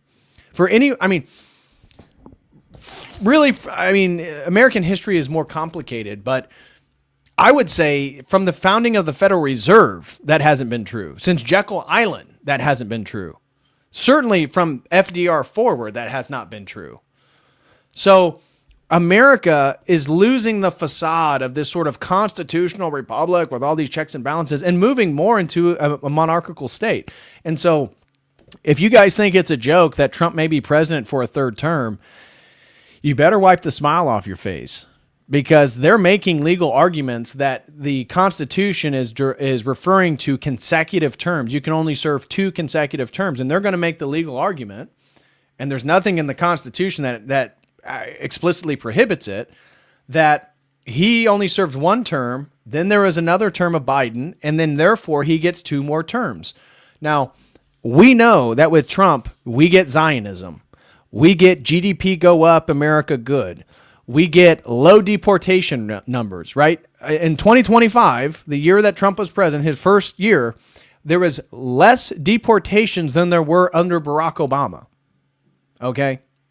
However, we do get the meme, we get ICE, we get the aesthetic of what we want, of deportations of mass amounts of people. The numbers just aren't there, guys. It's not happening. I mean, just look at the numbers. It's not happening.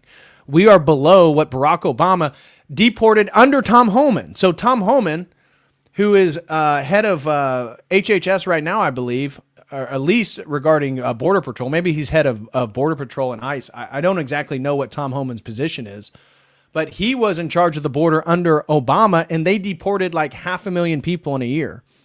I don't think the Trump administration has even broke 400,000. I saw numbers as low as 250,000 that are actually deported out of the United States. Now, the Trump administration is telling us that 2 million some people self-deported, which I doubt that's the case. But at least with the aesthetics coming out of ICE, hopefully it did self-deport some people. I think that would be good. We're going to get into all the immigration stuff here moving forward. But we have to realize that Trump is moving America more into monarchical phase, which allows us to at least game plan and strategize on a longer time frame. That's been the problem of the Western world, is these 4-year, 6-year, 2-year election cycles. It's totally inconducive to a serious empire. Not that I even want us to be an empire, but the fact that we have military bases all around the world. We are entrenched in the military industrial complex, which we need to put a cap on. But it's like the goofiest empire in history. I mean, it's an empire with like the most powerful weapons in the world. And then the leaders and judges. I mean, Ketanji Jackson on the Supreme Court doesn't know if a woman has a penis or not. It's like, what a weird empire it is. I mean, it's the biggest empire in world history, and our politicians don't even know what a woman is. Our politicians are in favor of like child castration. I mean, what a goofy empire. It's crazy. It's crazy when you think about it, but it is one. And, you know, where we're moving at in the world, I believe what we're doing right now is moving back to essentially a modus operandi pre-World War II.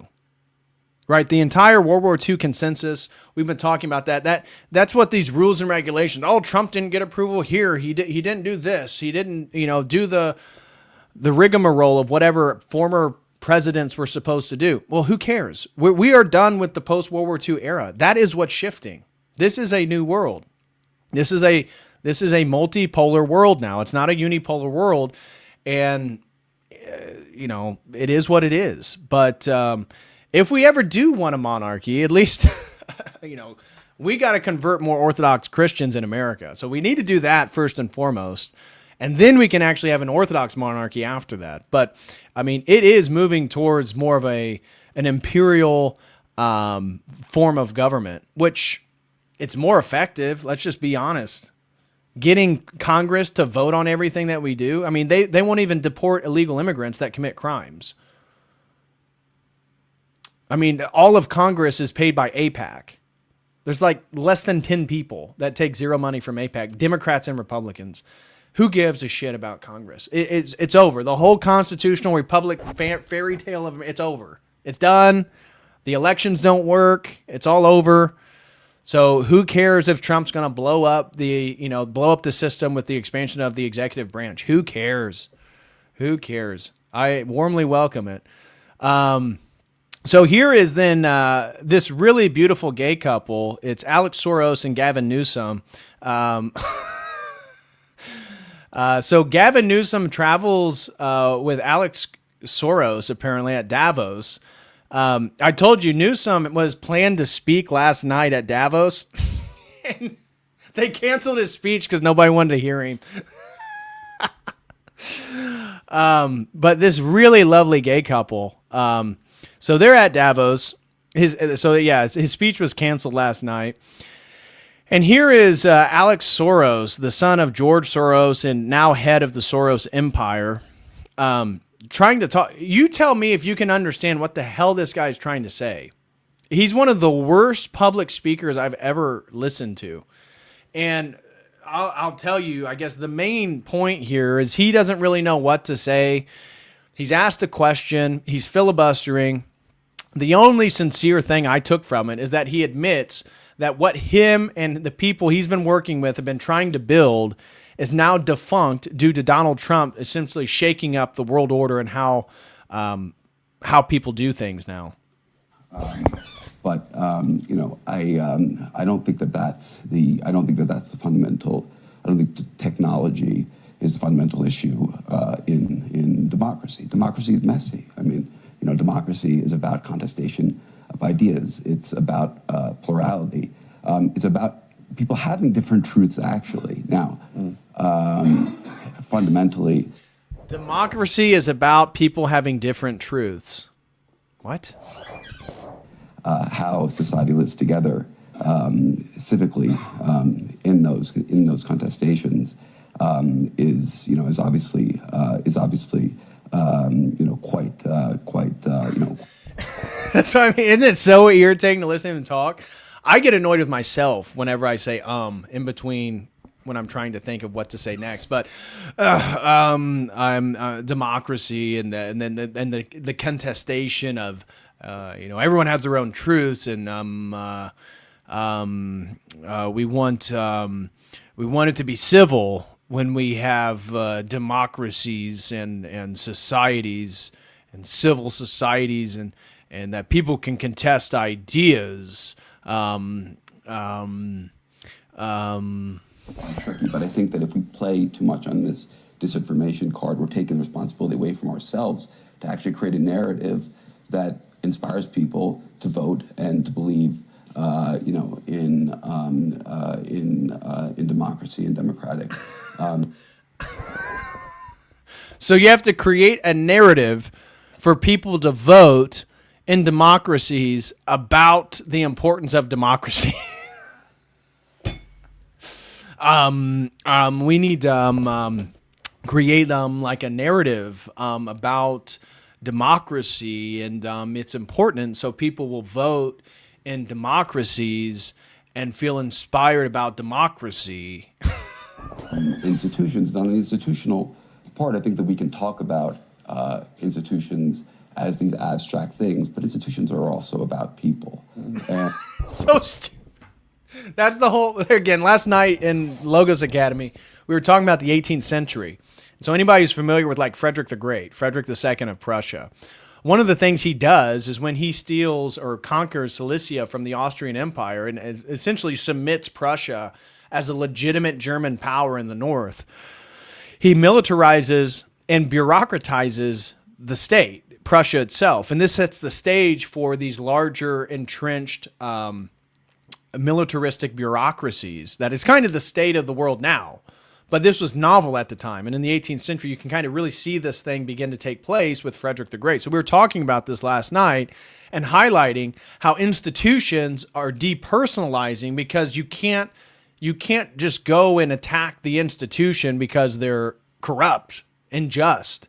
You know, in a monarchy, if something's a problem, everybody marches to the house of the emperor or the king or whatever, and he can just make an order immediately to appease the people and get it done. Well, you can't do that in bureaucracies. There's so many different groups, levers, power struggles. And so, yeah, institutions are incredibly dehumanizing.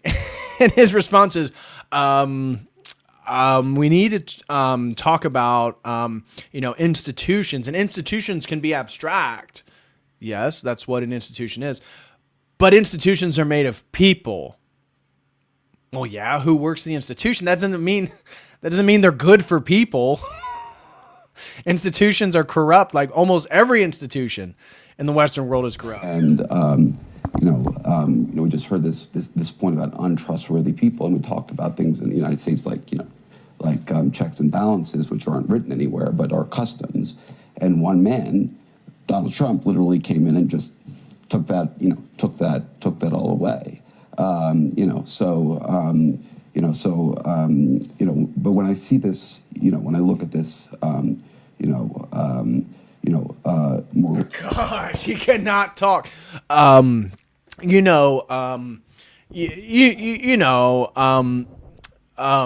anyways, I can't listen to this guy talk anymore. I can't. It's going to make me start saying all the time.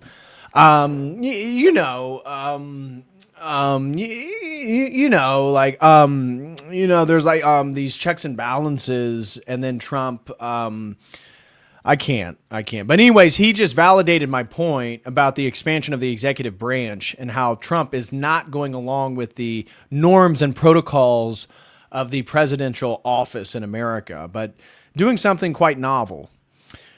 Now here, Scott Bessent, who himself is a homosexual and worked for George Soros not once but twice, totaling 13 years in Soros' service, who also purchased children with his husband, he had this to say last night attacking Gavin Newsom, which it kind of was weird because I'm going to play it for you. It almost sounds like Tony Hinchcliffe wrote him some one-liners for a roast of some sort, but he's not at a roast. And so he says like these jokes about Gavin Newsom and nobody laughs. But the irony is, and I don't disagree with the jokes that he's making about Newsom, but the irony is like, this guy's a homosexual, like culturally, at least morally and values, this guy is not on our team exactly. I think it's very, very ironic that Governor Newsom, who strikes me as Patrick Bateman meets Sparkle Beach Ken, may be the only Californian who knows less about economics than Kamala Harris. It's not a bad joke. Gavin Newsom's a mix between Patrick Bateman, American Psycho, and Sparkle Beach Ken. You get it, like the Ken Beach Barbie doll. Not a bad joke, but it's a weird forum for it. Nobody's like laughing. I think they're expecting like a super serious speech. He's here this week with his billionaire sugar daddy, Alex Soros. So this is at Davos. He calls Alex his sugar daddy, which again is not bad. It's good rhetoric. And but it's Besant that would actually have a sugar daddy. Davos is a perfect place for a man who, when everyone else was on lockdown, when he was having people arrested for going to church, he was having $1,000 a night meals at the French Laundry, and I'm sure the California people won't forget that. And I can tell my message to Governor Newsom is the Trump administration is coming to California. We are going to crack down on waste, fraud, and abuse. And I was told he was asked to give a speech on his signature policies, but he's not speaking because what have his economic policies brought? Outward migration from California, a gigantic budget deficit, the largest homeless population in America, and the poor folks in the Palisades who had their homes burned down. He is here hobnobbing with the global elite while his California citizens are still homeless. Shame on him. He is too smug, too self-absorbed, and too economically illiterate to know anything. Okay. So anyways, so those were the words that he had. And then Newsom was, they had to bring these up to Newsom, and you can see how irritated he is. Because Newsom, I mean, let's face it, he was probably the jock, the popular guy, always got the girls in school. He's the governor of California. He's the nephew of Pelosi. He's been groomed to be U.S. president his whole life. That was the whole point of his political career.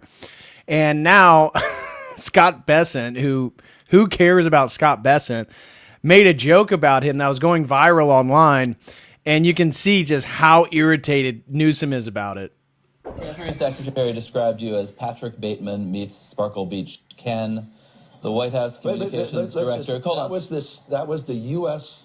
Secretary of Treasury. I have a couple. He's trying to get. There's like people like kind of like laughing under their breath, and he's like, no. This is the U.S. Secretary of Treasury. It's like, okay, dude, Trump's the president. We don't care anymore. Couple more, and then you can respond. The White House Communications Director called you Gavin Newsom and an official White House account, a federal government account, described you with I'd say very online sexual slur that people here probably don't want to hear at 8:30 in the morning. And you're in some sense responding in kind, and waving the knee pads around. Fire with fire. Do you think? Should you? I mean, he fights fire with fire. Well, shouldn't we say the same thing to him? The governor of California said this or that. I mean, that's just the world that we live in. And this is mild. If you guys look into like historic American politics, the rhetoric spewed at each other was vile. I mean, this is tame stuff. I mean, is that kind of discourse from you, from them, good for America? No, it's deeply unbecoming. Come on, of course it is. It's not what we should be doing. But you've got to point out the absurdity. So, anyways, it was funny that Newsom flew all the way to Davos, Switzerland, and was basically humiliated, had his speech taken away from him. 3 different Trump administration officials made fun of him publicly, which then was brought to his attention publicly, and the one opportunity he had to speak, which was this interview. Funny. It is funny. I mean, I'm no fan of Newsom.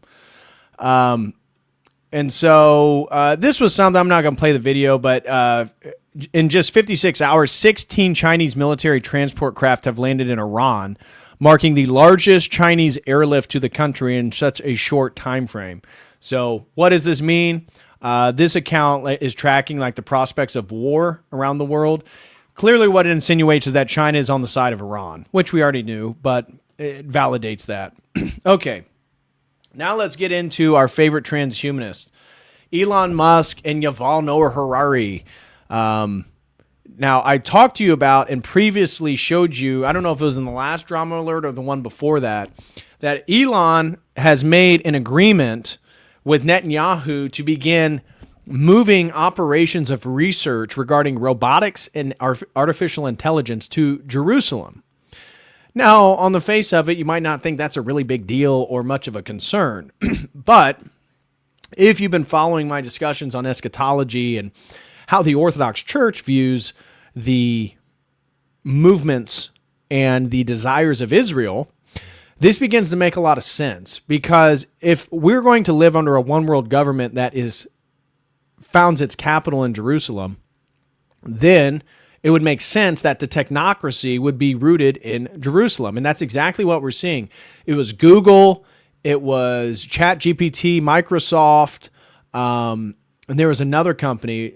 Tesla was one. I think there was another one that is investing billions and billions of dollars in developing their research centers in Jerusalem. So that makes total perfect sense and goes along with the entire narrative. So Elon Musk, and I just did a video on Are White People Going Extinct? And one of the things I highlight in that video is that Elon Musk has been great about discussing the problems of demographic collapse and what's happening in Europe and America. But at the same time, I always say he's the ultimate gaslighter. Just because he says things that we agree with does not mean he's on our side. And so he is a fully devout transhumanist. And there's another video, I don't know if I have it, but he's literally talking about how he believes that he can solve aging and that he can reverse aging and allow us biologically to live much more extended lifespans. This is not transhumanism, but it's proto-transhumanism. But this is a video of him today at Davos talking about robotics. And actually, my prediction is in the benign scenario of the future that the robots will actually make so many robots and AI that they will actually saturate all human needs. Meaning you won't be able to even think of something to ask the robot for at a certain point. There will be such an abundance of goods and services, because my prediction is there'll be more robots than people. So, but how do you then have human purpose in that scenario? Yeah, I mean, nothing's perfect,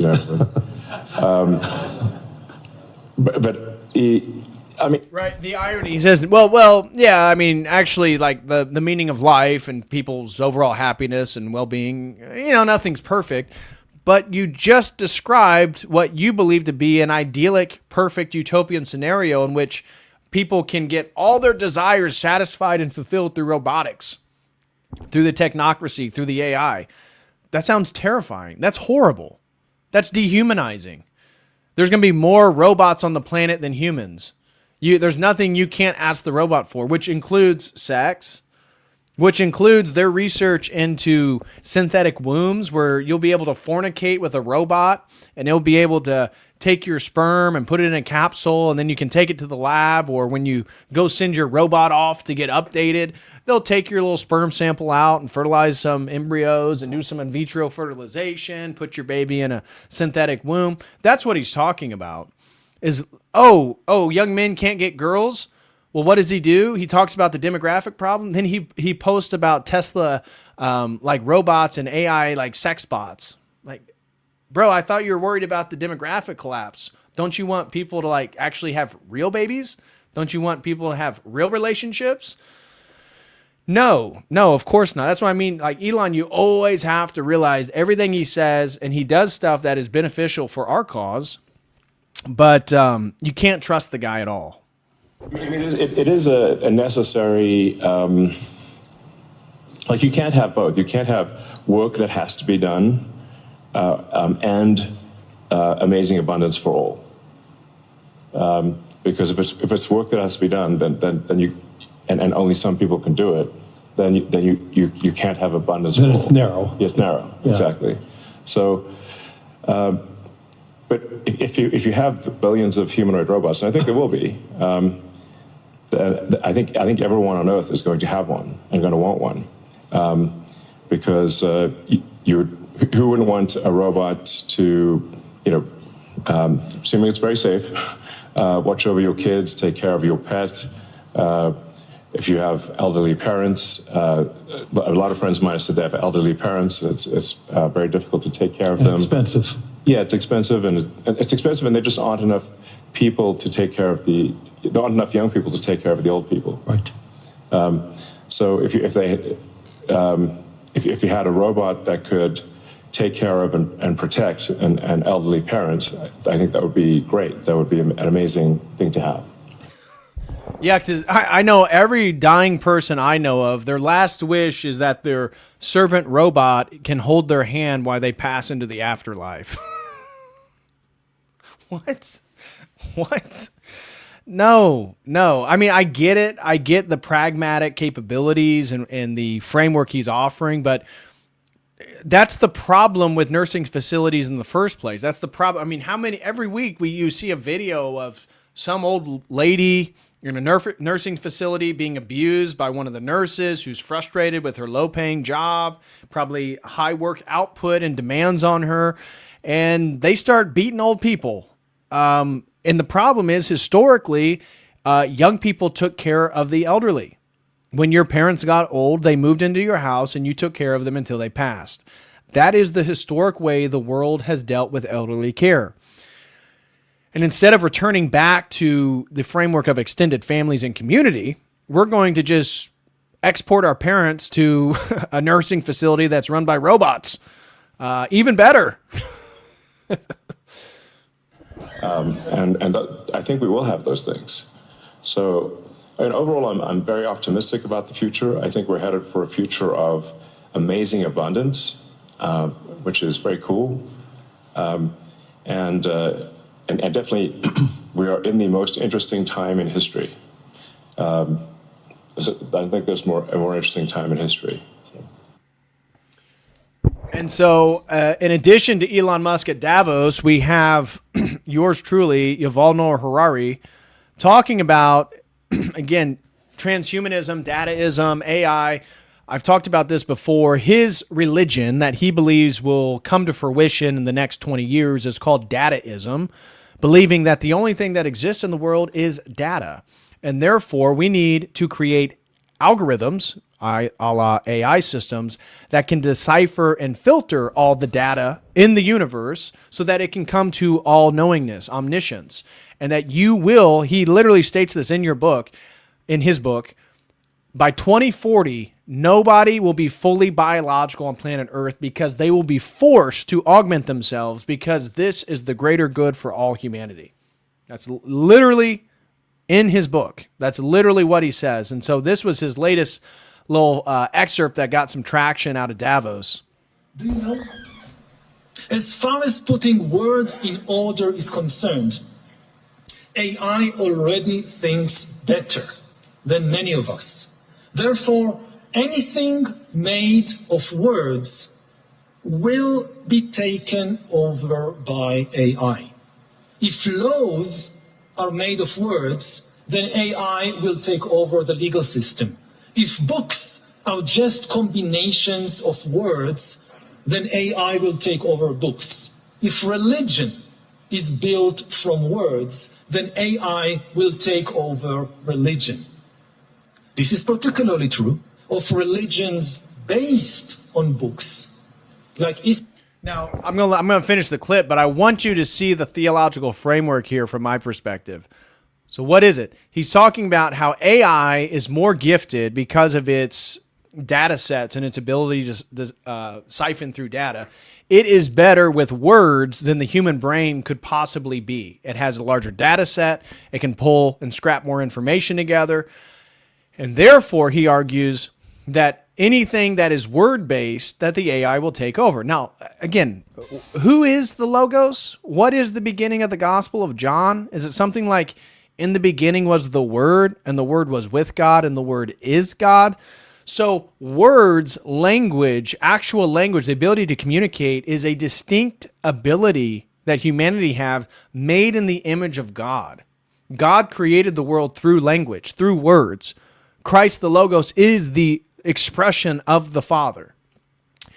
And so you can see, just as my book, Allah, if you have not read it, do get it, Return to Babylon, That's what it's talking about, how these AI systems are literally incorporating and socially attaining the garments in the superficial framing of what is typically allocated only to God. And so now the AI is the Word. Do you see how this is a sort of inversion of Christ? The AI is an inversion of Christ. Christ became incarnate as man. The AI becomes incarnate as technology. And we will then take ourselves as humanity and become technology. We will blend ourselves into the AI, just as Christ, God, came and became man so that we then can become gods by grace. Theosis. Do you see how this is an explicit inversion? Do you see how what the world is setting itself up for is a satanic inversion of Christianity? And a dehumanization of language, a dehumanization. I mean, yes, the AI will have greater facility at knowing words in multiple languages and being able to grab information from data sets. That's not what language is, though. Language is a participation of persons. That's why language is not just code. Language is not just a mathematic equation. Language is the unique ability to me express the intersubjective dimensions of myself into the three-dimensional world through sound pressure waves. That's what a word is. It's a pressure wave. It's a vibration. But if we have the same dictionary, words, concepts, mental images, large ideas are communicated from one person to another. That's what language is for. And language is explicitly human. This is a devolution of what language is. Language should be used by humans to say the truest things possible, to elevate and declare the name of our Lord and Savior Jesus Christ. That's the point of language. This is an inversion. From Christianity or Judaism. Judaism calls itself the religion of the book. And it grants ultimate authority, not to humans, but to words in books. Humans have authority in Judaism, not because of our experiences, but only because we learn words in books. Now, no human can read and remember all the words. Now, remember what we just began the stream with is the fact that people can't read books. A large swath of Gen Z can't even read a sentence, according to university professors dealing with these students.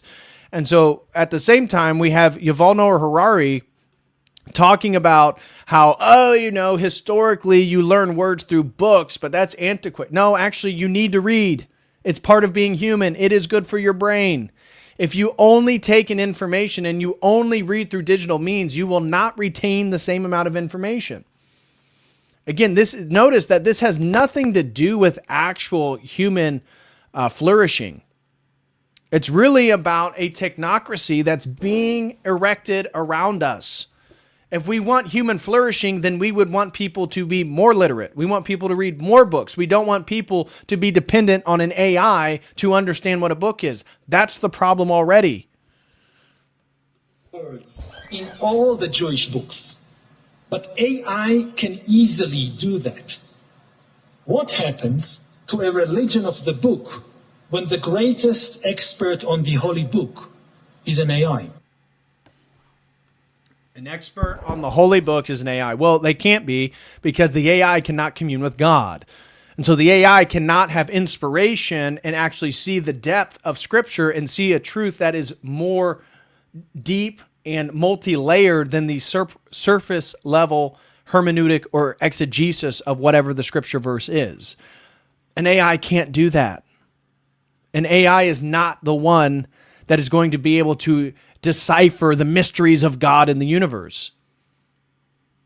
What it's going to do is control what's being said and what's allowed to be said. Okay, this one I got to share with you guys. So this one made me so happy. It was so funny. And I'm looking forward to sharing it with you guys. This is a clip that was kind of going all over the internet. This was just one version that I found of Sam Harris doing an interview with a rabbi, Judea Pearl. And Sam Harris goes on this long diatribe about right-wing conspiracy theorists, including Elon Musk, Tucker Carlson, Candace Owens, thinking that Jews push open borders and mass migration. Now, as we just said, Elon Musk is not an anti-Semite. Elon Musk literally went and kissed the wall. He went to Auschwitz with Ben Shapiro to apologize for his comments about, when somebody, and this all stems from a tweet where somebody said, essentially paraphrasing, that Jews are responsible for open border policies. And Elon subtweeted it, responded to it, and said, true. That's what caused that whole anti-Semitic thing and the smearing of Elon Musk. And then he goes on his apology tour, goes to Israel.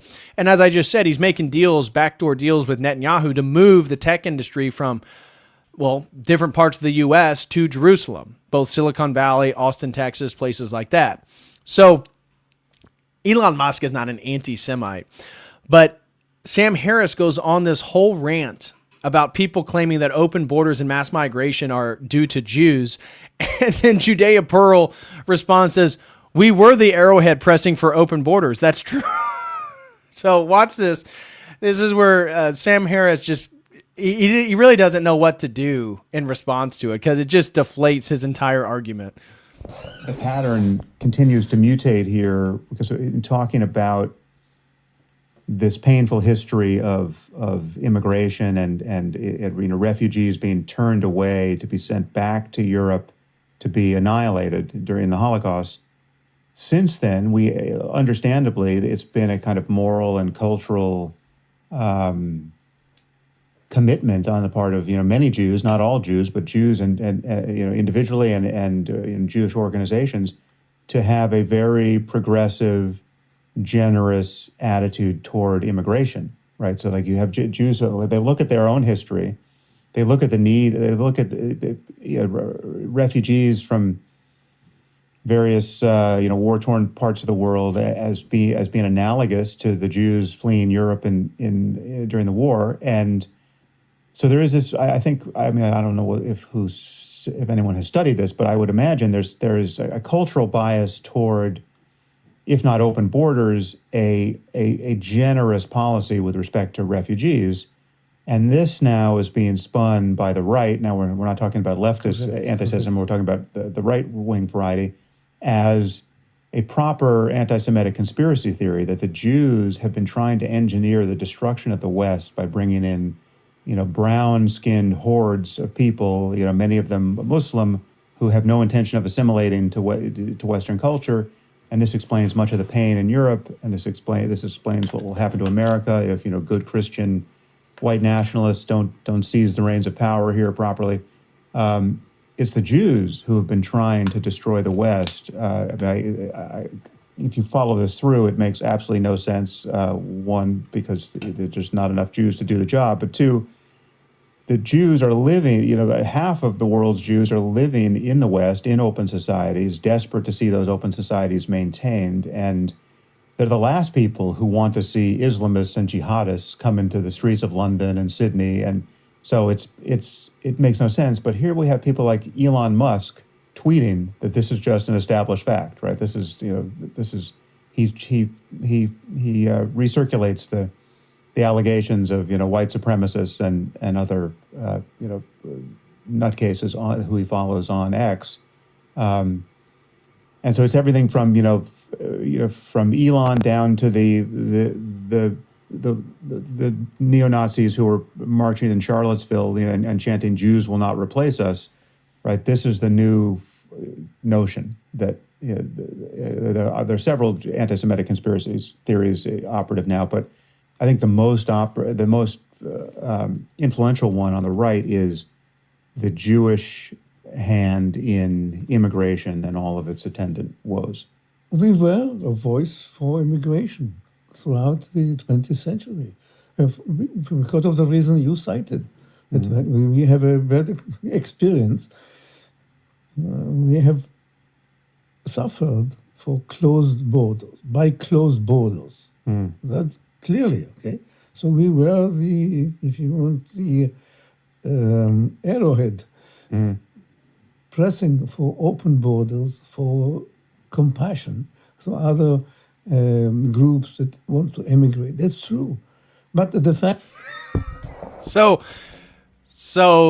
Sam, I'm going to play the rest of the video, but Sam he took almost 2.5 minutes to talk about the idea that Jews were behind open borders or would promote open borders or desire for less desiring immigrants to flood these first world nations, even though, as we've talked about, it's part of the eschatology of what in Jewish eschatology they refer to as the destruction of Rome, and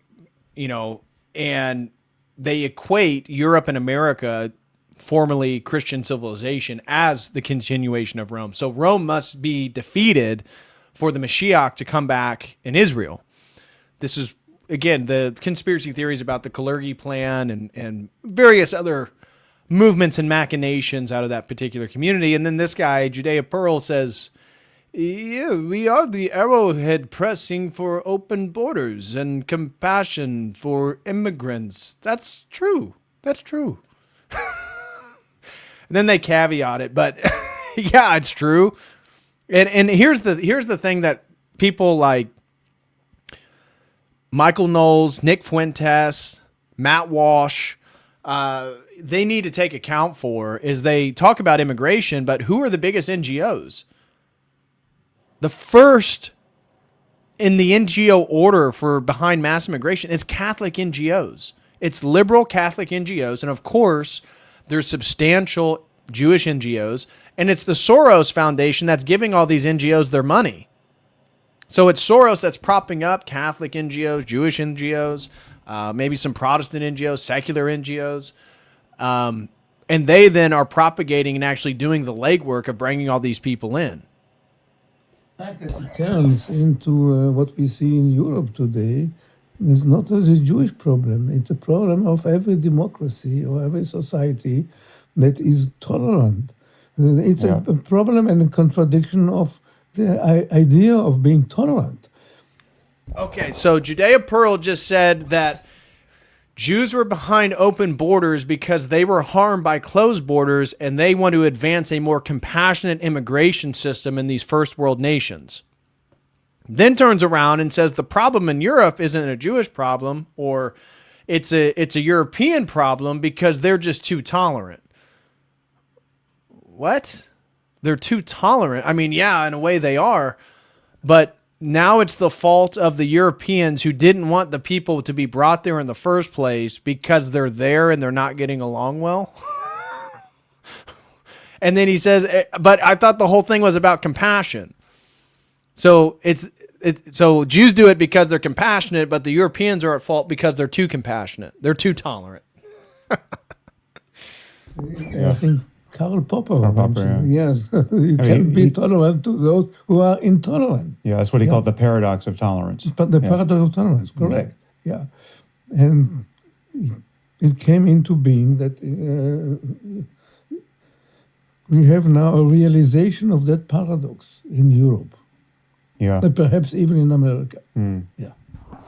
Well, that's funny because there's videos you can find of rabbis talking about how the Muslims are the broom of Judaism, the broom of Israel, that they just send in the Muslims and they will clean up the mess created and obfuscate who's responsible for things. Multiple videos you can go find online of rabbis talking about their own eschatology and why what's happening in Europe is beneficial and good for the larger desires of Israel itself and the Greater Israel Project. So this is interesting because Tucker... Who is them? I mean, Tucker is then asking, so I just played this video of Judea Pearl agreeing that, yes, Jews are behind open borders. This is because of their historical treatment and their suffering due to closed borders. And I thought this was interesting. Tucker Carlson then recently had the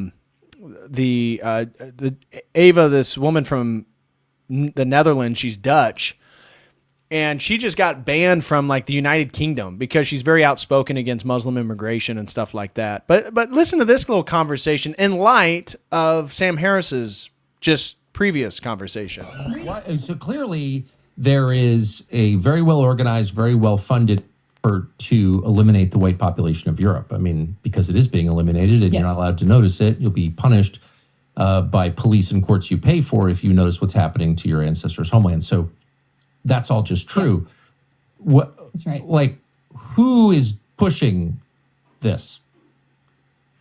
It's the question of all questions, right? But it seems that all of these leaders that we have, be it Keir Starmer, be it Ursula von der Leyen, be it Merz in Germany, be it Macron, they all follow the same playbook. They all say the same things, literally post the same things, in their communications to the outside world. Is it really Macron? Is it really Ursula von der Leyen?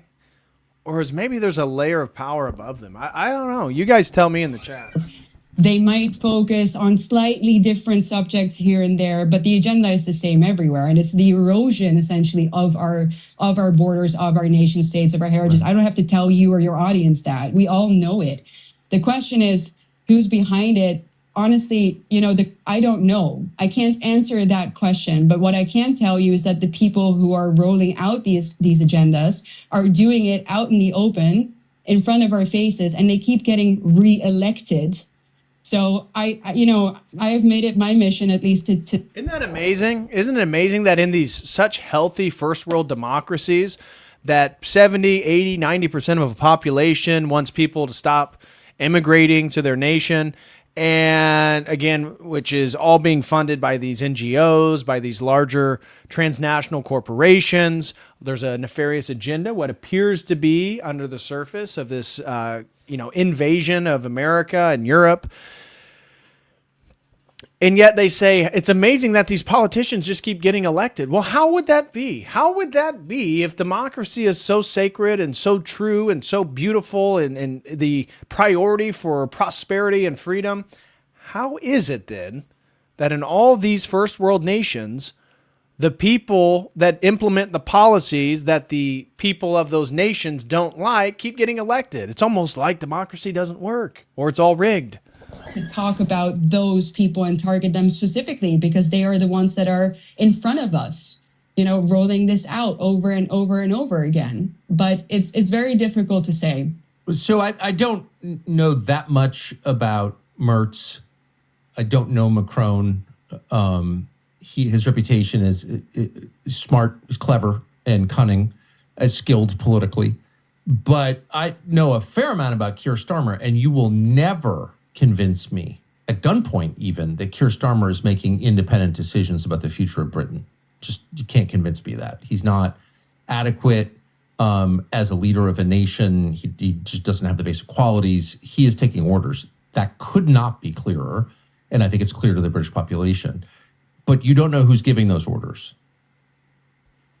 No, I don't know who's giving those orders. I think if we would know, it would be easier to stop this from happening, right? But that is, I think, part of the agenda is that we don't exactly quite know who's behind this. So who is... Interesting. Very, very interesting. And then here's Tucker going even harder in the paint. All right, those were the numbers. So here's what they were. The biggest city in the United States then and now is New York City. New York City in 1950 was 90% white. 71 million New Yorkers out of 7.9 million were white. Chicago in 1950 was 86% white. Philadelphia, over 80%. Los Angeles, 94% white. 94% white. That's almost an ethno-state, actually, at that point. Detroit, Michigan, home of Ford, GM, and Chrysler, 84% white. Baltimore, steel and shipping capital of the Mid-Atlantic, 76% white. That was 1950. You know people who were alive in 1950. Maybe you were. Here are the numbers today. Baltimore, 27% white. Detroit, about 10% white, down from 84. Los Angeles, again, 94%, about 37% white now. Philadelphia, 36%. Chicago, less than 30%. And New York City, again, the biggest city in the country, is now around 30% white, down from 90% in 1950. And Elon Musk responded to this video saying whites are a rapidly dying minority, which is a fact. Oh, crap. What's this? I have no idea how this got here. It's an article written in 2018 about the hidden Jewish hand in the destruction of white South Africa. Huh. I don't know about that. You guys have to look that up. I'm not very familiar. So here is a little video coming out of Chicago in the United States. So talking about all this immigration stuff. We get this lovely, lovely Islamic scholar telling us what their plans for America is, as if we weren't already aware. Islamic, and forgive me for using Tommy Robinson. The guy is so annoying. He's an arch Zionist. He would prefer Jews over his own British brothers and sisters. But Islamic scholar in Chicago, quote, "We did not come here to coexist. We are superior to everyone else and will not be surpassed. If other religions want to live with us, they have to worship Allah. When they tell you their plans, believe them." Here he is. Unfortunately, these days we don't repeat this enough, or we don't have this aqidah concept firm. So this is at the men of the Ummah. The Ummah, if you're not familiar in Islam, is a term used to refer to the global Islamic community. So men of the global Islamic community is the name of this group. In our minds, that Islam did not come to coexist. Islam Islam لا يعلى. Islam يعلو ولا يعلى عليه. And Islam is raised high and nothing is raised above Islam. We can't think of Islam that it came to live with these other religions, in the sense that Islam is a religion amongst those religions, and they have a share with the truth. And they have a share of justice. And they have a share of, this worship of Allah, the correct worship of Allah subhanahu wa ta'ala. Islam came to correct all of that. Islam came to remove the oppression of all those religions. And it is the only truth, and it is the only way to justice. So if you needed a little reminder of the Islamic threat to the Western world, take that as one. This is a funny video. This was just a funny video I wanted to share with you. So, I mean, can we do a drama alert without talking about Indian fraud? I mean, it would not even feel like a drama alert, would it? So here is, I talked to you guys in the last one about how there's so much fraud in India that scholars had to come up with a new term called infinity fraud because of how much fraud takes place in India. And this one, obviously, there's a huge debate roaring in Canada because there was like 2 million Indians that were supposed to come off. Their visas were going to expire. They're supposed to go back to their country. They're refusing to go back. They're doing protests in Canada. And this little video I thought was funny. It says, "Indian fraud is destroying the West. We are under invasion by a non-ally BRICS nation. All Indian visas are fraud. All Indian credentials are fraud." And so I want to play this for you because I thought it was a really good little video. Indians are getting so much hate in Canada now. It's because more Indians have come to Canada in the last 5 years than the last 100 combined. And they're all coming as international students. Great. They're all studying at schools that are legitimate. No. 94% are studying at community colleges and these diploma mills for certificates. Like Anderson College, that used to be a Walmart, and then they made it into some diploma mills. Or Candor College, which is literally connected to an Indian restaurant, has graduated over 45,000 Indian students, and also has another college beside it, Stanford. So here they are, Sasani is going to Stanford. No, not the one in California, the one in Brampton, or Tobram College, where when you go on Google Street View, it was literally a mechanic shop 1 year ago. What is this school? What are these schools? I'm genuinely asking. Why are you coming to these schools? Or Sunview College, which is connected to some bar. Places like Lamberton College, which is connected to Queen's College, which God knows what that is. This is where the students were protesting because they failed all their classes. I don't know how dumb you have to be to fail classes at a diploma mill. I showed you like 5. There are 800. There are 800 of these just in Ontario. I don't know about the other provinces. I'm Toronto born and raised. And every brown kid I grew up with went to either U of T, York, or Ryerson. Alright? What the is this? What are these schools? But the whole stereotype was, are you going to be a doctor, engineer, or lawyer? Now it's, are you going to be Uber Eats, DoorDash, or Lyft? India has some of the smartest people on the planet. I'm not even Indian. You know who taught me AP Calculus? A random Indian man on YouTube. We're not getting these geniuses, alright? We're literally getting deep rural villagers. That's why they're studying at these fake schools. Because they would never qualify for permanent residence without a little standing, which which is why the highest number of asylum seekers in Canada were international students from India. Illegal border crossings into the United States, only Indian international students. These dudes that are protesting in tents for PR when they went to these fake diploma mills, never seen before, only Indians. Have you ever seen job lineups for minimum wage that circle around the block? Millions, literally millions of villagers to compete with high school and college kids for jobs. That's why people are talking about pooping on beaches. Indians have been here forever. Never heard about pooping on beaches until now. Villagers. And you have these dudes dancing. Why are you dancing? And you constantly hear the exact same complaint. You know, sir, we are paying more than the Canada student. Indian international student paying double. Well, no Canadians are going to these schools, right? These are just Indian international students going to schools that only take Indians. And anytime you call out any of their oh, you hate us because you ain't us. You know, you are jealous of the Indian. Google CEO is Indian. Well, the Google CEO went to Stanford and Palo Alto, all right? You went to the fake Stanford in Brampton. You're not the same. So, in case you didn't know all the fraud that's occurring, we talked about the Somali fraud in the last drama alert. Just wanted to remind you guys that the Indians are up to their usual shenanigans. And then regarding actually getting these people out, I don't know if you saw all the uproar about Joe Rogan.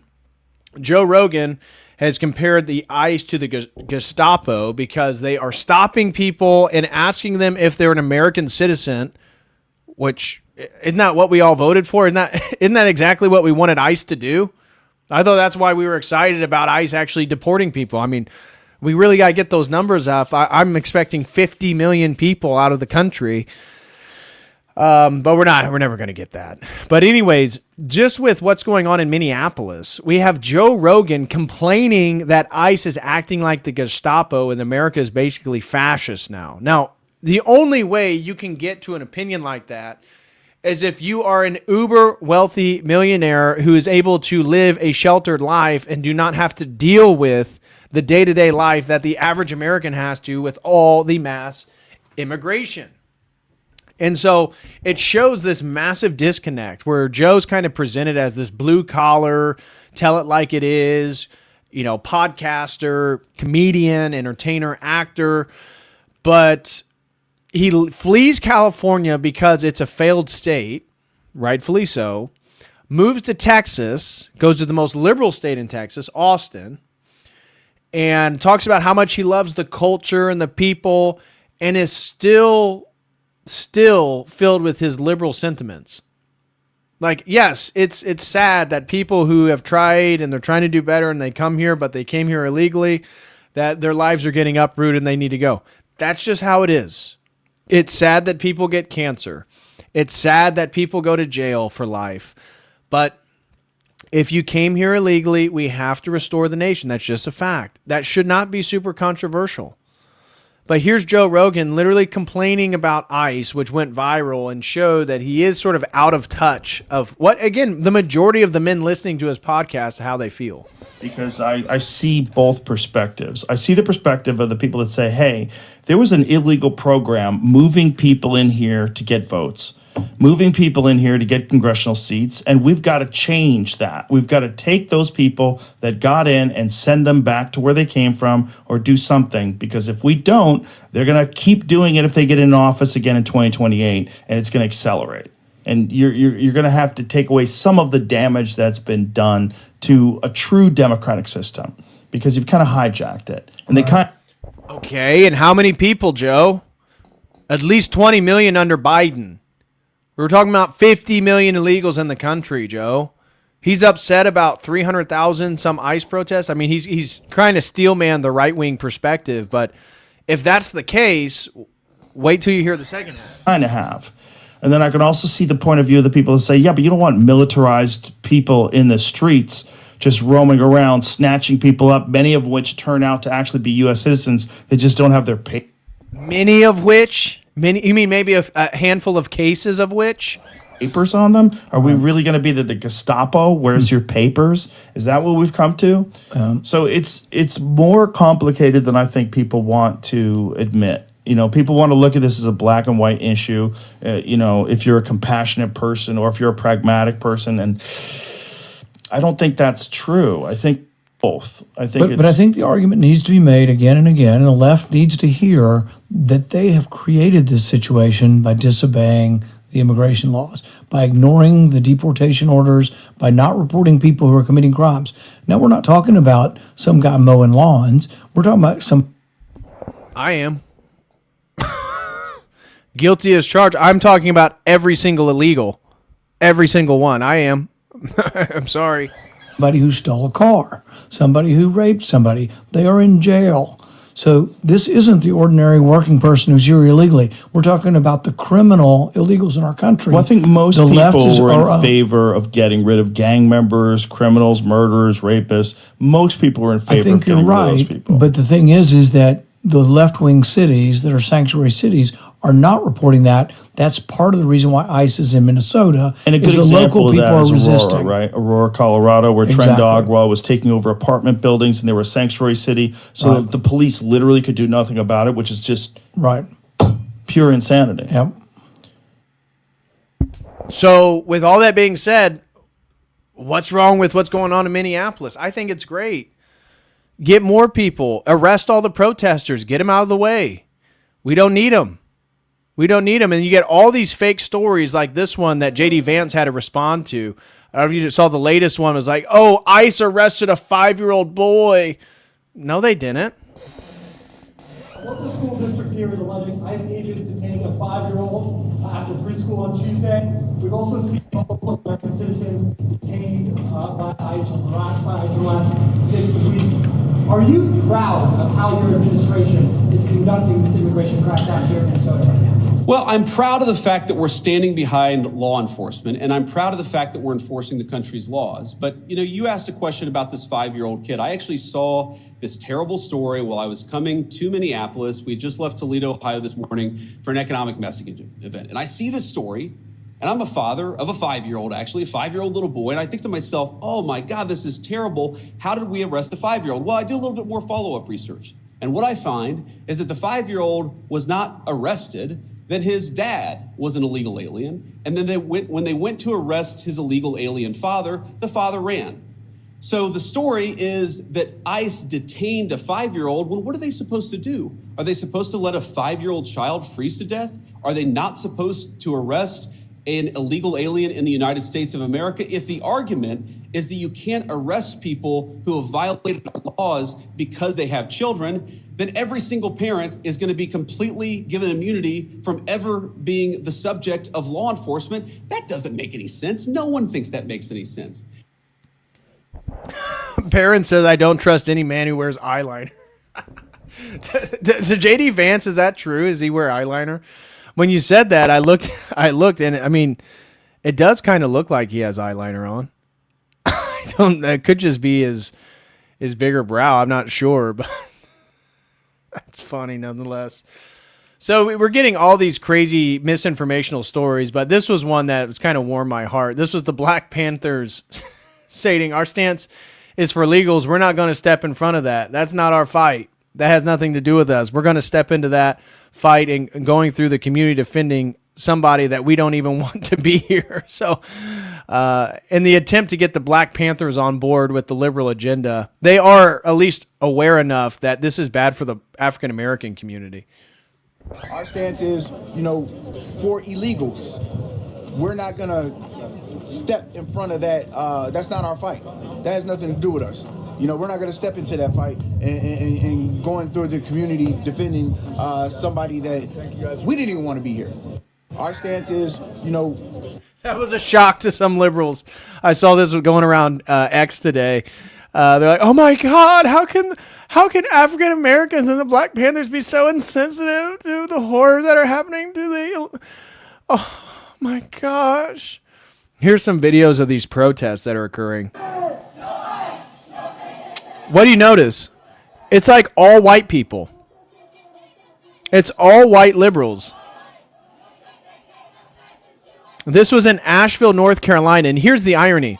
This is a protest against ICE, and literally just before this, there was a woman killed by, it was 6 days ago, Fletcher Harris and Skylar Provenza were killed by an illegal alien in North Carolina with a previous DUI and a suspended driver's license, and these people come out and support the illegal immigrants against ICE. I mean, these people need to be deported too. Like, I'm not even, it's not even a racial thing. Like, take these people with them, send them to, put them in the prison in El Salvador.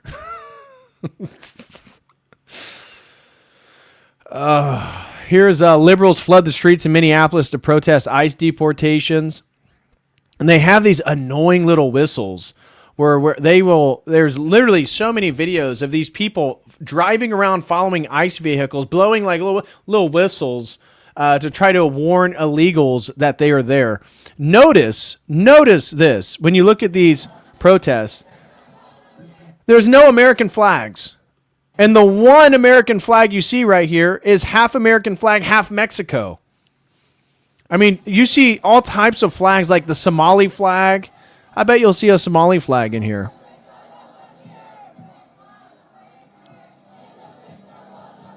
Fuck Trump, Mexican flag.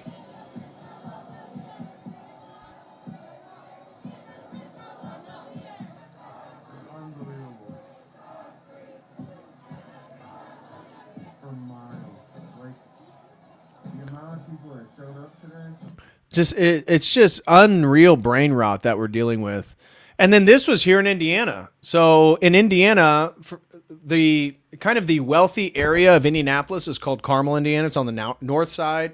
It's where NFL players for the Colts or the Pacers, they typically live in the Carmel area around Geist, which is a lake, a reservoir around Indianapolis. The principal of Carmel High School, this is a massive high school, one of the wealthiest ones in the state of Indiana, staged a walkout to protest ICE and sent an email to staff explaining that he collaborated with student organizer to give students who participated prearranged absences. And so my point of bringing this up is not that you care about a high school in Carmel, Indiana. It's the fact of how entrenched and how strange the world we live in is right now, where people are so polarized and so willing to give up. I mean, I hope this guy gets fired. That's one of the attempts, and he may very well, because Indiana is a pretty red state, and the people who are sending their kids to Carmel and live in that area, I bet they're Trump supporters. And so whatever you think of that, so this is not going to go over easy, but this was coming out today that they had this mass protest. And here's the video of these high school students like leaving. I mean, it's embarrassing. I guess this was from 2 days ago. It was January 20th. But like, these kids don't know anything. If you ask them to explain what's going on, they can't explain anything. They're totally being brainwashed by their high school teachers. It's pathetic. But here's a little video that I wanted to share. This is a black woman. So you guys know, was it Renee Good, who lost her life because she tried to run over an ICE agent? She was a lesbian. She was not even from Minnesota. She was like from Missouri and originally from Colorado. Anyways, she tries to run over an ICE agent. She gets shot. Here's the irony, and this is what I love. I just showed you these protests, vast majority of which are white liberals. This is a black woman telling white liberals that they do not care about them, and if they die, like this woman did, they don't care. I wish more liberal women would see this. And I feel like I need to add my 2 cents because, say her name is for black people. That was because y'all were not doing the things that y'all were supposed to do to cover these stories. Injustice was being served. So we were saying, say her name so you know exactly who it was. This was a person, this was a human. Now, this does not apply to this situation in Minnesota. This is not a say her name situation. Injustice, absolutely. Say her name, negative, partner, negative. And I almost feel compelled to also say, when we were saying to say her name, the masses that were not people of color, more specifically black people, y'all were not saying the name. The solidarity out of nowhere is crazy to me. However, like, rest in peace to that woman. This is crazy, but say her name is for black people. We should always speak the names of victims regardless of who they are. Say Her Name is a movement started by black women for black women specifically, and it's not appropriate to use in regards to Renee Good. Hi, good morning. What happened to Renee Nicole Good is so important, and we absolutely need to be talking about that. She deserves a hashtag and everything. It should not be Say Her Name. Say Her Name is reserved for She deserves a hashtag. black women. Thank you. Say Her Name is for black women. It's for black women. And maybe if you had fought harder for those black women, we wouldn't be where we are today. But we didn't fight harder for those black women. If you fought harder for black women, ICE wouldn't be deporting Somalis. What? Women. So we will not be using Say Her Name in this situation because it's kind of our fault. How's that? It's our fault. Say Her Name, Chance. Do you think she'd be okay if I just blamed it all on her? If I just said, no, it's actually just your fault? It's actually all your fault. Was created by black people for a black woman by the name of Sandra Bland. Okay? That's the only reason anybody should be saying Say Her Name if it pertains to a black woman that has been murdered. Okay? This is not for any other race. Simple as that. PSA, Say Her Name is for black people. It is for people who do not get nationally recognized when crimes, injustices, or unaliving occur. Hey, so I'm not trying to be rude at all, but Say Her Name is specifically reserved for black women. That chant started as a direct result, and I remember because I was an organizer at the time. It started in the early days of the Black Lives Matter protests. I mean, like Trayvon Martin early days, when black women who were also being victimized to police brutality, like Sandra Bland, like Rekia Boyd, oh my God, the list is endless. They were not getting the same coverage as black men and boys who were also being victimized. That's not to say that they are not important. It's to say that the black girls and the black women were completely ignored. Hence, Say Her Name. While I understand the severity of what just transpired, it is also important to recognize that that does not mean that you should co-opt other people's movements. Black women own that for a very good reason. Rest in peace to Renee, but Say Her Name is not reserved for white women, respectfully. Again, not even trying to play semantics, but it actually does matter. That's it. So, welcome white liberal women to your allies. They do not care. And so, in actual good news, Pam Bondi, the Attorney General of the United States, actually did something. She actually did a thing.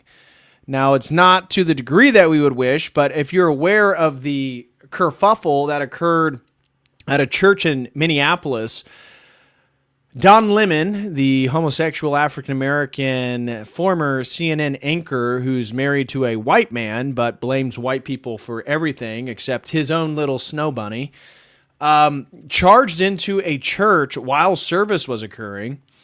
And with a large swath of like protesters that are upset about ICE, and basically just totally interrupted the church service where the parishioners had to leave. And the pastor, this was a Protestant church, came out and spoke with Don Lemon. And it was very cordial, actually, despite how obnoxious the protesters were. Well, we actually got some arrests today. So 3 of the leaders of that group got arrested. The rumor is, now everybody's waiting for Don Lemon to get arrested because they're charging these people with the KKK Act, which is hilarious, which means that they are prohibiting houses of worship. And they got levied on Martin Luther King Day on Monday, which is just hilarious. But Don Lemon was a part of this group, and so people are waiting for Don Lemon to get charged. And Attorney General Pam Bondi said that Don Lemon had not been charged yet, or at least reports were indicating that that a federal judge, when the subpoena was put in place or the charge was submitted, it was rejected in regards to the arrest of Don Lemon. But these were granted. So it sounds like, from what an article I was reading, Pam Bondi, the AG, is going to submit charges against Don Lemon in a different court, in a different district, expecting to get approved and that maybe they actually will arrest somebody. Again, Pam Bondi has been a total disappointment as the Attorney General. She has done absolutely nothing. She's arrested this many high-profile arrests, and she's been on Fox News verging on to like 150, almost 200 times. I believe it's around 150 times she's gone on Fox News since Trump took office. That's like every other day. That's just insane. But we at least got some arrests regarding this, so it's a small caveat, but it is something. And now I thought you guys need to see this. I saw this, and it made me laugh so hard that I had to share it with you guys. This is a white liberal woman. Again, this one, Libercrat account says, unattractive liberal woman says her being single and childless is a big asset as it allows her all the time in the world to fight and protest against ICE. Liberal women are destroying this nation. I had to show you this video. Time.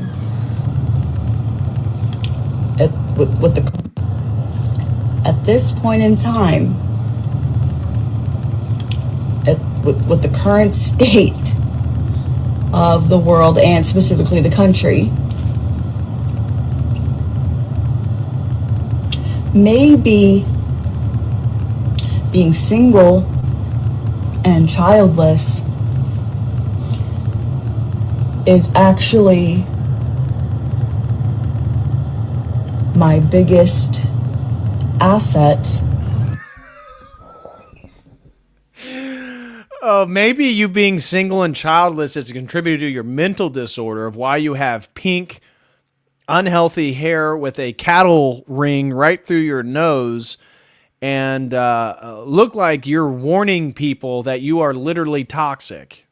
Maybe the single childless part has contributed to that. Maybe. In the sense that I don't have anything to lose and I don't really have anybody's life to fuck up. At the same time, she doesn't really have anything to live for. I'd be very curious what her goals are, her major goals and ambitions in life are. Again, because she's childless, because she's single, the motherly instinct that I would assume she's probably in her late 20s, maybe early 30s.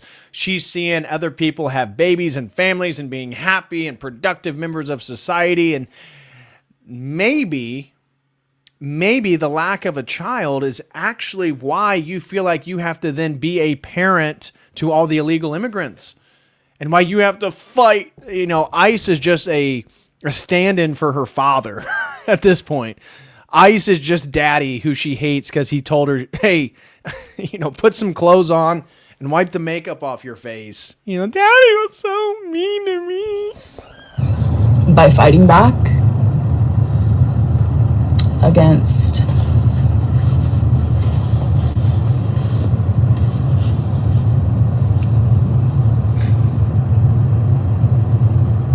I don't have anything to lose.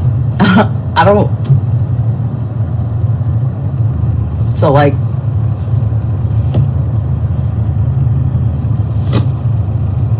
thank fucking God.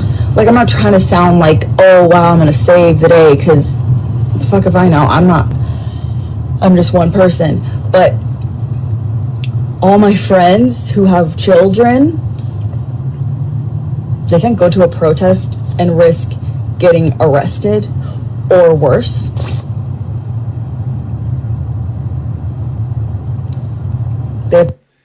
You think why she sat there in that car, she began to realize what she was saying is that she has no life and that she has friends that actually have lives and responsibilities. And she's like, and my greatest asset is I actually have no life. I have nothing going for me.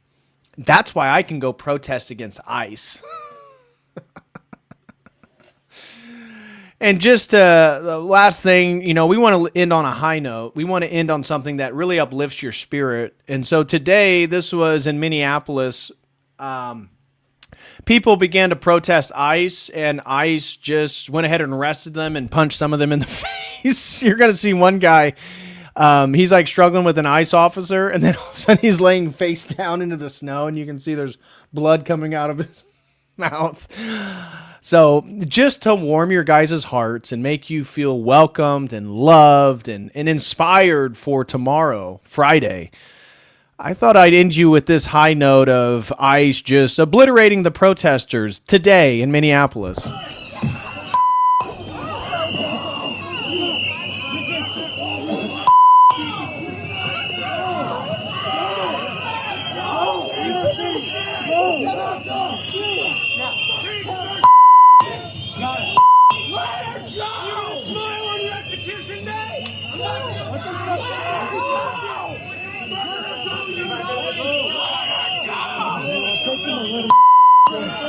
This is my favorite. This guy's just knocked out. You see the two ICE officers, they're like standing looking at him. You can see he's going to lift his head. You can see the guy clearly got hit in the mouth. Hey, roll up. Roll up.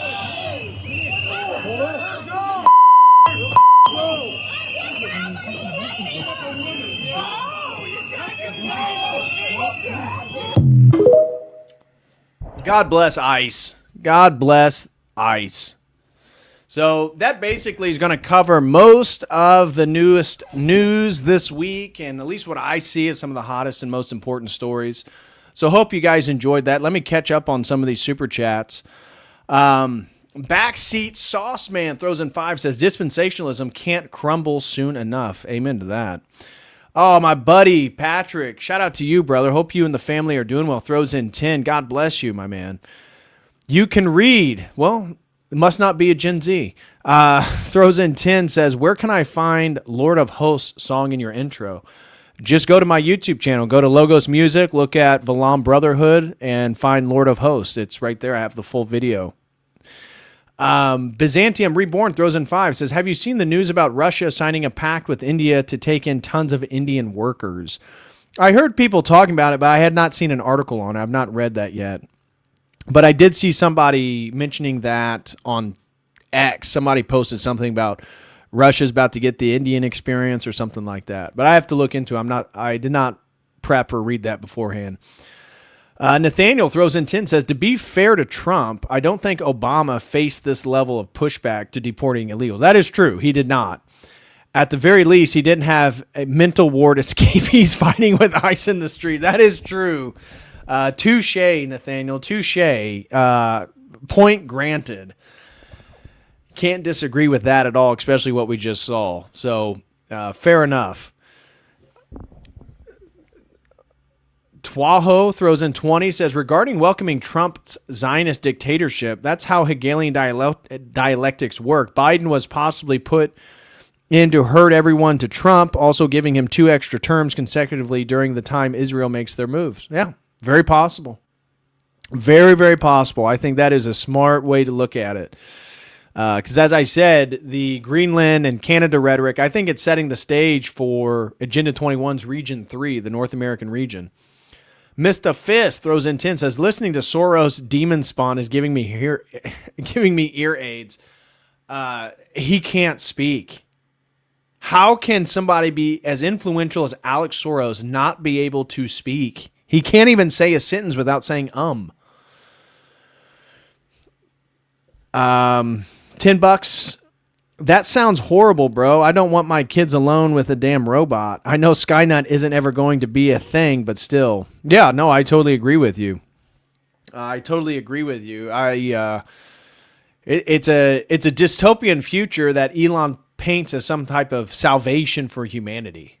Again, it's a perfect, transhumanism is truly an inversion of Christianity.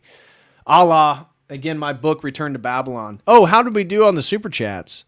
29 at 50, guys. 29 at 50. If we hit 50, I was going to give 2 copies of my books to some of the super chatters. So I don't know. I mean, this is the end of the stream. I don't know if we're going to make it. If you guys get them in, we get up to 50. I don't know. I think you guys came up short today. I really wanted to gift some new books. Thank you so much. Moment Killer became a Kotal Crew member. Really appreciate that. Mr. Fist said, who opened the gates of Toledo, Sam? This ain't new behavior. Yeah. Go read about the Gates of Toledo. You ever wondered how the Muslims took over the Iberian Peninsula? Interesting little historical tidbit you may want to look into. Mr. Fist throws in another 5. Thank you so much, Mr. Fist. We are superior, hence our civilization isn't donkey pull cart 80 IQ cousin loving. Dunning-Kruger at its finest. Yeah, amen to that. Mr. Fist says, I deliver cartons of drinks to stores for a living, mostly Indians, and the vast majority can't actually count an order of 20 cartons or more subtards.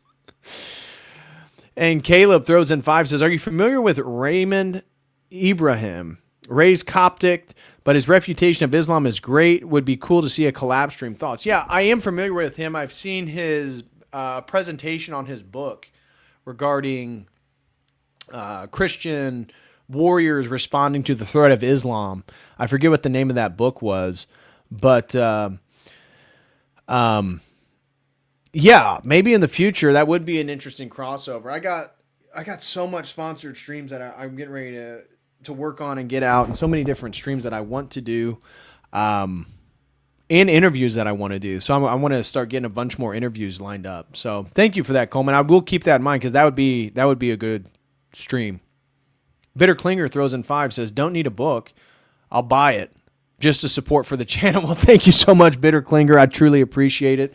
And if you guys do buy my book, you can get signed copies through my website. I'll share that link with you guys right now. And if you want to get a cheaper version, obviously I make more from my website. But if you want a cheaper version, you can go over to Amazon. And if you buy my book for Amazon, or you've bought my book for Amazon, and you see the level of depth and research I put into the book, please leave a 5-star review over on Amazon, because I need to get that up to 100 so that my book will actually then be shared and potentially get a lot more sellers who don't know my online stuff but just come across my book on Amazon. So I got to get that up for that to be a possibility. So, but thank you so much for the support, Bitter Klinger. I do appreciate it, my man. God bless you. And so let me see the chat, what the chat has to say. That is basically the stream. Jim Bob and FDA are live too. Oh, okay. Yeah, I'll go raid them. Where are they live at? Let me see the... I can raid now that I'm actually live. People were asking me to raid Jim Bob during a premiere, and I can't. Let's go. Customization, redirect. Let's see. Is it Evolution on Trial? Is it on Jim Bob's channel? Oh, FDA is doing catechesis. Is it Evolution on Trial? Is that the one? Oh, Patristic Faith class in Jim Bob debate. Well, okay. What do you guys want? Patristic Faith to probably use it more. Jim Bob or Patristic Faith? Tell me which one you guys want to go to. Jim Bob or Patristic Faith? I'll go wherever you guys want to go. Or Alex Stein. I'm not sending you guys to Alex Stein. It's got to be part of the Ortho community. I'm not going to send you guys to somebody else.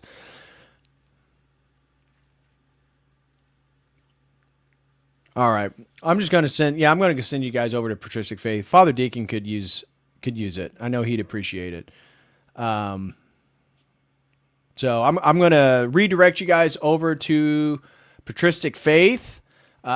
Again, major appreciation to everyone who supported the stream tonight. God bless you guys. Thank you so much for the support. I hope it was insightful, entertaining, and informative regarding the latest events around the world.